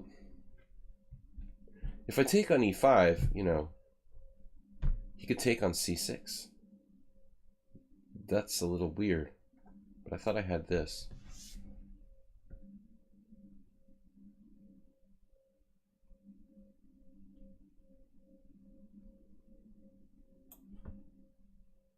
But I didn't miss anything here.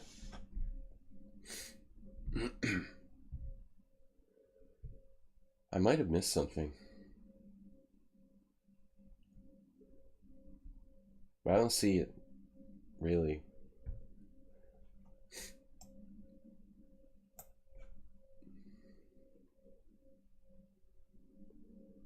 Everything's protected.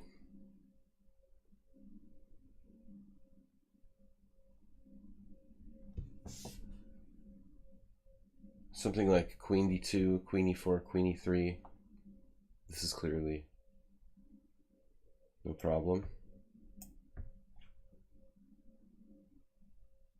We're just up a pawn now.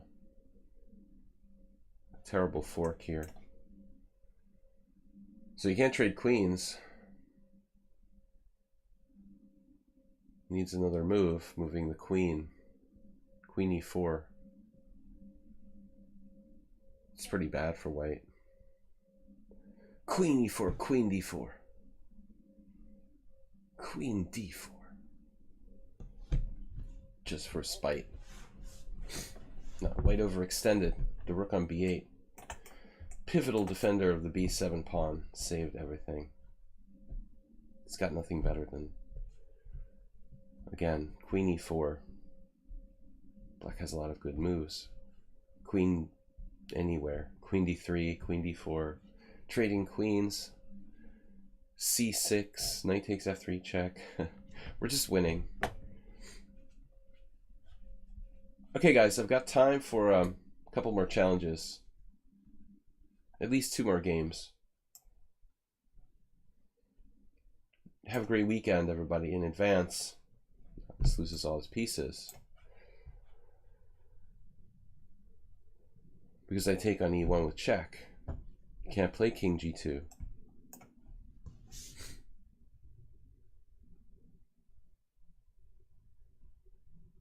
Before we go into the next game, I just out of curiosity want to see if this is really like a line with rook e1.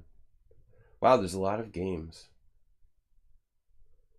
White has a quite good score. I mean, 44% wins for white after rook b8. Overall, rook e1, 41% wins for white, 19% wins for black. This is actually the move that scores, well, second best. Bishop f4, queen d3 is an annoying move. So I didn't know this at all. Rook e1, I played the main move, and I played a4, which of course is inflexible. You're supposed to play rook b1, kind of another waiting move, but so a4, and everybody played like I did with a5. Kind of a weird position. Dusan the Great and Shandor Vidaki. But a5 I'm not really convinced by. It's interesting here the Stockfish claims that white has an advantage.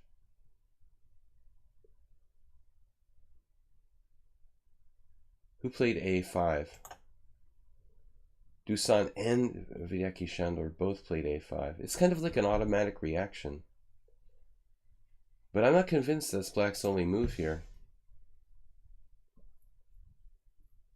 It's actually not that bad for white, which is what I expected. But I think his move e4, you know, is kind of inferior. If he plays, like I said, queen d2, white is a quite reasonable position. Okay. Interesting learning experience there. Big money. We're going to play these last 2 games, guys, against Big Money and 10-year-old. I don't think I'm going to play another game against Master. I usually don't play the same players. So we'll wrap it up with these 2 games. Both good players. All right. Last time... Oh, this is Big Money. Whatever. Okay, e4. I thought I was playing 10-year-old for some reason. Big Money's first.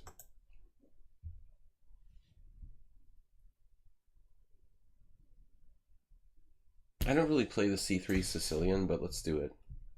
I feel like a lot of people don't know the black side of c3 Sicilian well.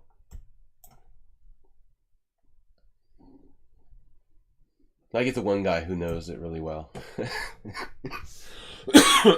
Excuse me. e6. Less common move order for black. Most people play e6. I mean d6. Yeah. But I guess e6 is fine too. It's fine too. Like d4, cd, cd, b6 or something. Isn't that a recommended variation? You could also play queen takes d4. I had a game with black once against, I don't remember who. Some German master.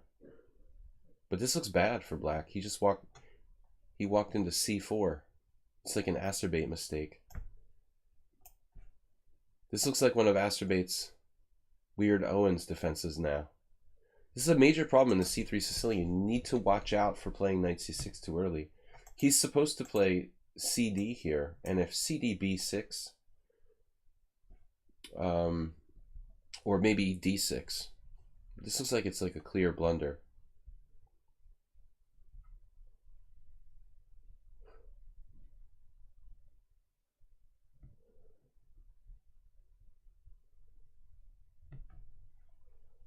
Asturbate, what are you talking about? Asturbate's gone on one of his weird tangents again.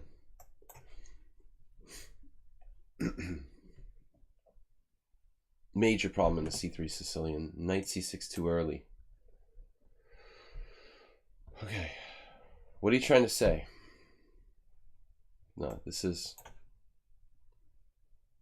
big problem. It's like a really bad Alyakin's defense now.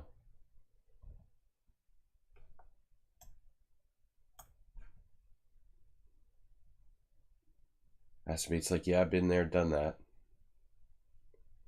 I've lived through this. Check. Bishop e5, e6. It's like a Pierce.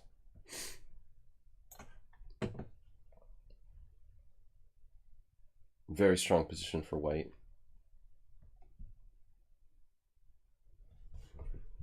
So e6. Maybe he just takes it.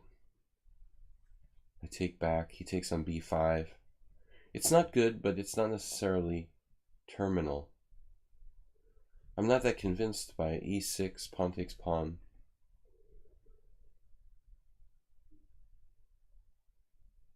Maybe it's not that bad. Of course, I might just play castles here.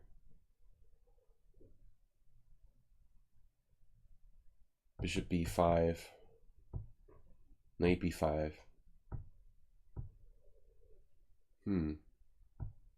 There's also like queen e2. Carlsen Magnus. Queen e2, bishop b5, queen b5, queen d7 doesn't look that bad for black. It doesn't look good, but it doesn't look that bad.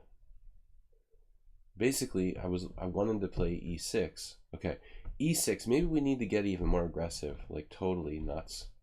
e6, pawn e6, knight g5,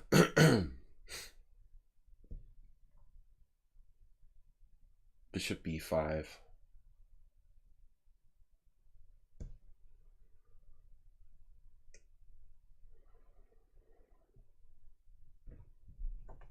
I want to make this work somehow.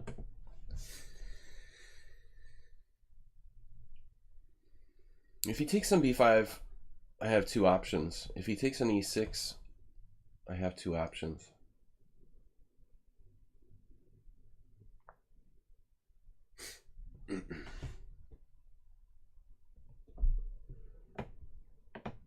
But what about like fe6, knight g5, bishop takes b5? It's starting to look like one of those modern Pierce lines from the Chernin book, Pierce Alert. All right, obviously I can take on f7 check now. I mean, that seems reasonable. His king will never be 100% safe. Knight g5 check isn't necessary, but I might not get a second chance to do that. You might want to do that. Knight g5 check, king g8. Then take on b5. Then he plays like queen e8 check, forcing me to play queen e2, and I'm just like down a pawn in an endgame. That's great. Here the same thing. I missed queen e8 altogether.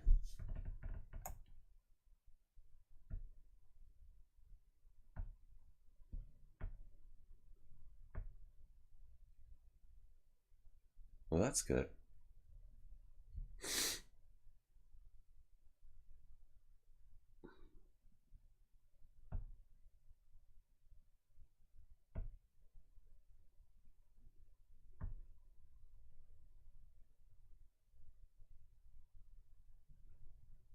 So I'm just busted now? Is that what this is? I'm lost. He played king e8.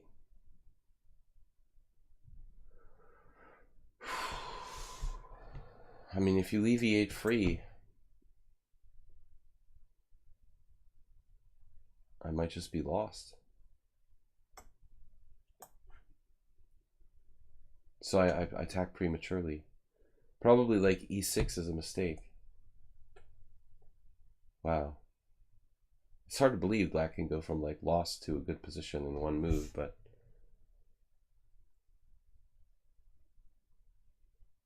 he just must not be listening to the stream. Turns it off while he's playing. He would have seen queen e8 check, forces a trade of queens, and then I'm screwed.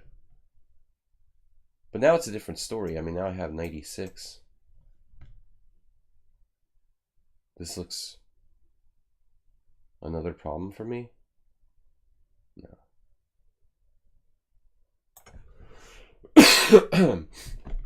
This is different now. I think he's in big trouble.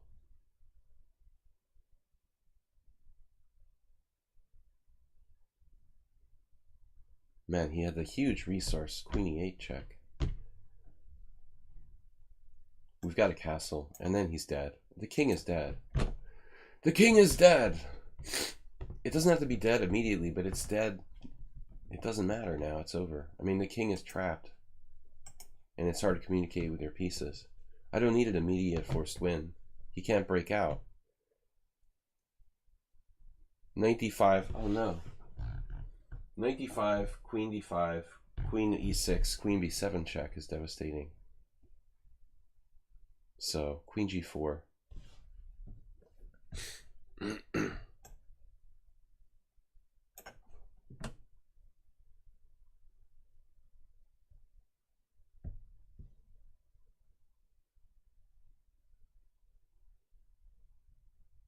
No, there's no corridor for the black king. But I feel really bad about this game. It was unsound. No, e6 just doesn't work.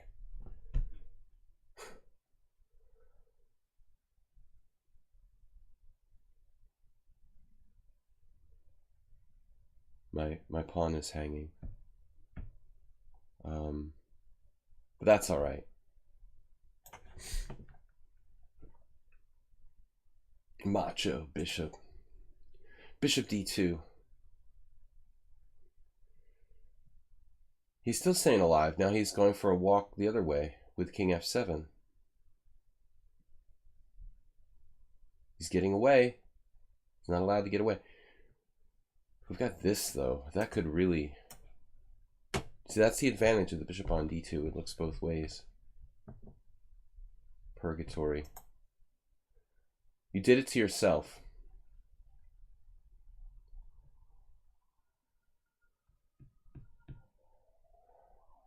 You should have gone to purgatory immediately. Instead, you stayed in limbo.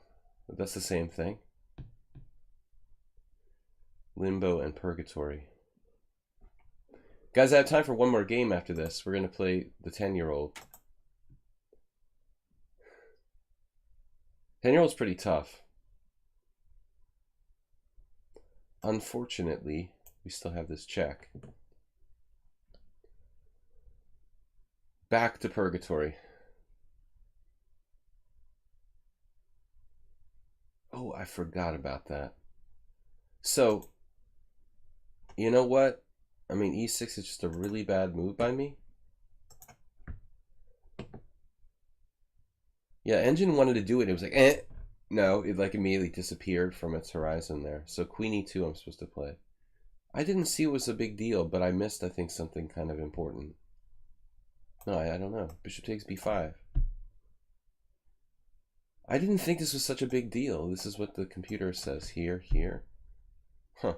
But this evaluation is immediately dropping down to like 0.9, so it's not that clear.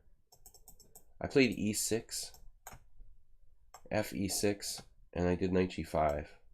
And Engine likes it at first. So this is my really big mistake, I guess. Taking on b5. What did I play here?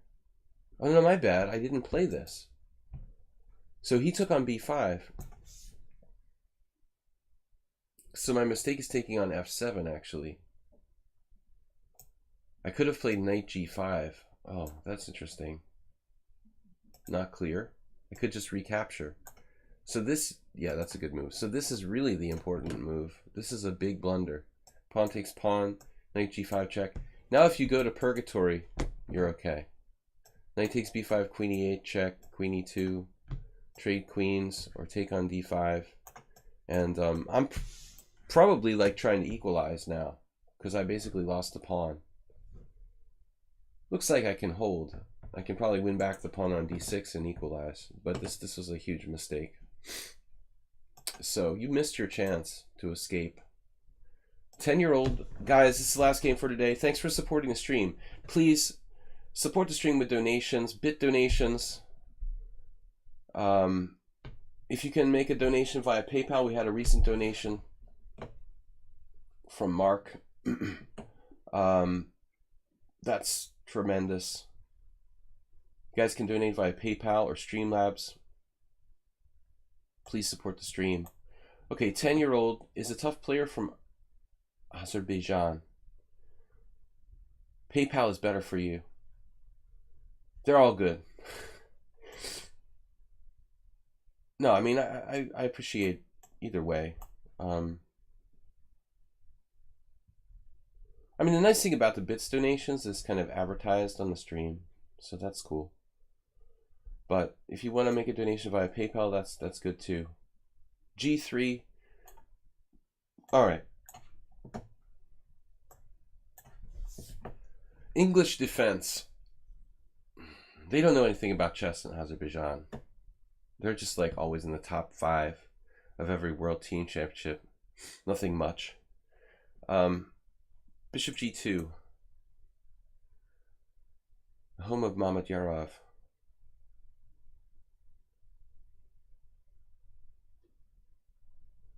Bishop g2, sir. This is correct. The other variation that I'm most afraid of is d4.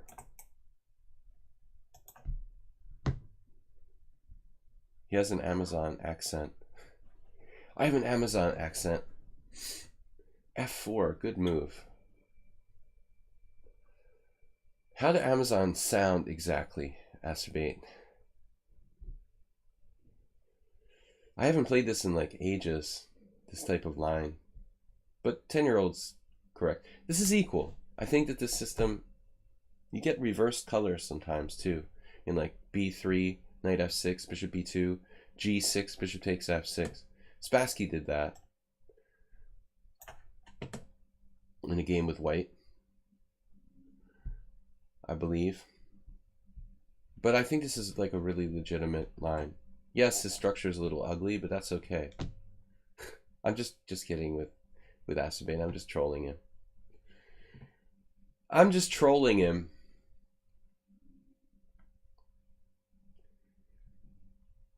It's a Brazilian jungle accent. Would you donate directly to Amazon? Can you do that? That'd be cool. Can you do? I'm sure you can do that, right? Acerbate, why don't you try? Send me some presents on Amazon. The problem is I can't get Amazon delivered to Hungary. Forget about it.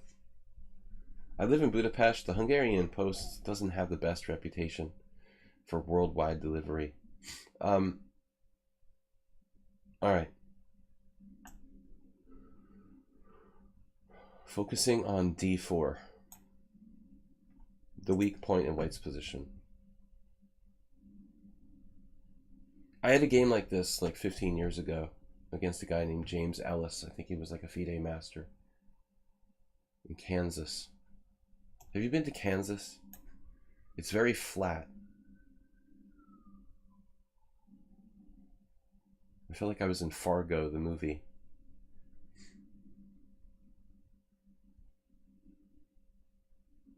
But it took forever to grind white down in some kind of opposite colored bishop and queen endgame or something. But objectively, my opinion of these positions is that it's equal. White has a structural deficiency, but he has enough dynamics and control of the center that it's approximately equal. I've been impressed by this player, 10-year-old. We don't know if that refers to his age or his love for scotch. But, okay, this is slightly unusual. This acerbate style development. I find the bishop's best placed typically on d2. It's kind of like, okay, you lost d4, forget about it. Yeah, I was talking to this girl recently from Hungary, and she's only seen like the modern Fargo series. And I was like, you know what, you got to see the original movie. She like, didn't even know like there was a Fargo movie that it's, the series is based on, which is funny.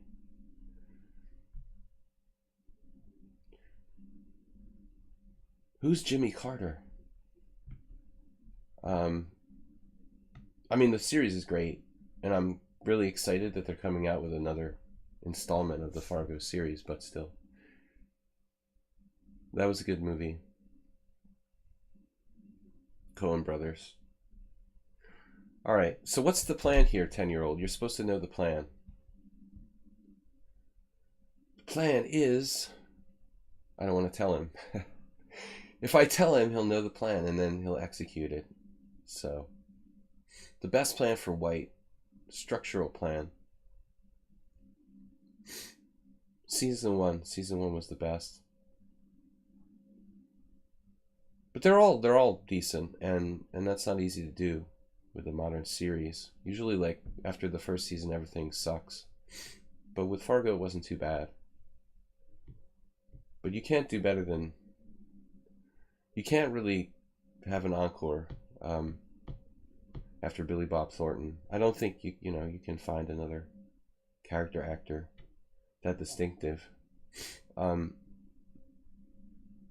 right, bishop e4. You're gonna trade my guy off. We're gonna end up in my game with James Ellis. Bishop d4, knight d4, knight e2. Ops colored bishops. Same endgame I won in Kansas 15 years ago. Pretty much like the same exact theme.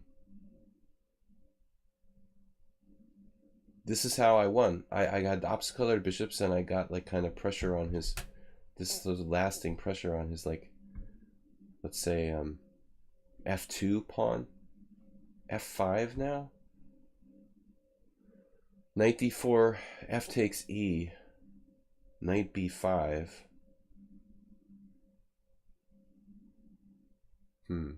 That could get kind of weird. Do I really want to do that? All right, so you have to do this. Just not take any risks here.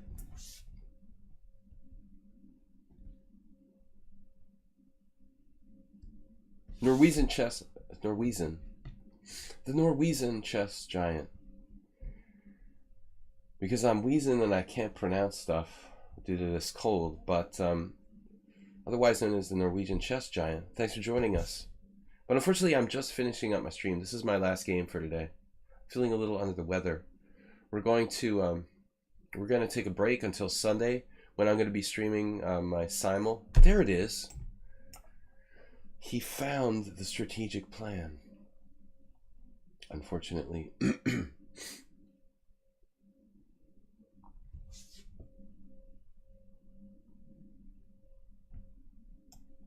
All right, we might as well just get. What am I trying to say? G6.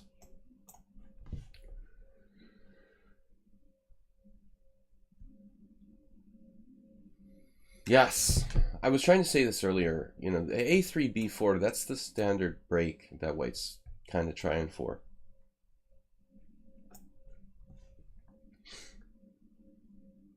I want to make a case that black has some kind of infinitesimal advantage here. The Norwegian rat system? What do Norwegian rats look like? Are they distinctive from like average rats? Like worldwide rats? There's a major difference. How do you differentiate between Norwegian rats and just kind of like your everyday general European rat?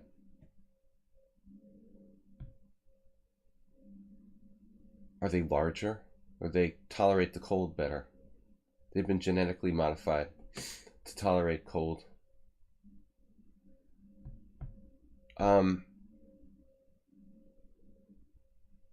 Alrighty.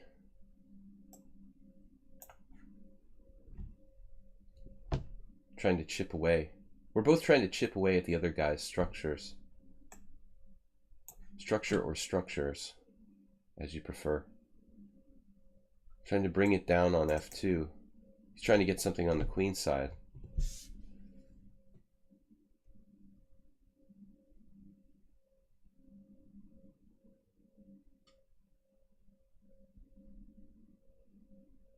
Speaking of Norwegian chess giants, Magnus loves opposite-colored bishop positions, doesn't he? You get the feeling the guy just lives for opposite-colored bishop. Opposite-colored bishops and rooks, opposite-colored bishops and queens. He has dreams about opposite-colored bishop positions. There's the a4, right? But it's not so easy to play a5.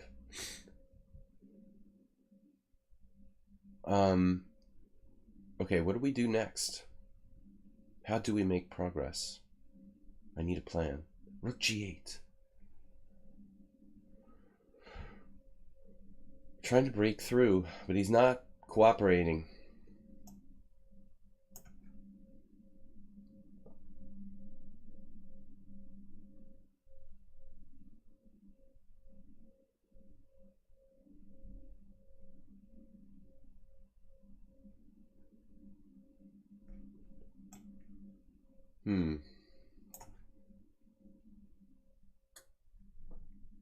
Is my advantage real or just a figment of my imagination here? Yeah.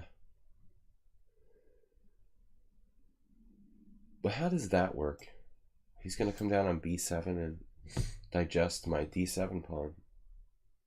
Well, we don't need to panic. Maybe we do this? Does that make sense? And he'll have other good stuff. All right. Now rook g4. Check.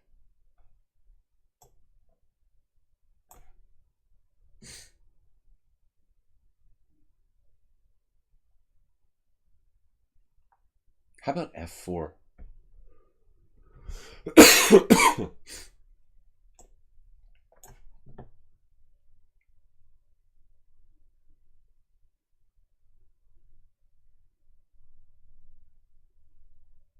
That's a bad ombre. Very bad ombre. a4. He slipped through the border wall. Border protection. Better round them up.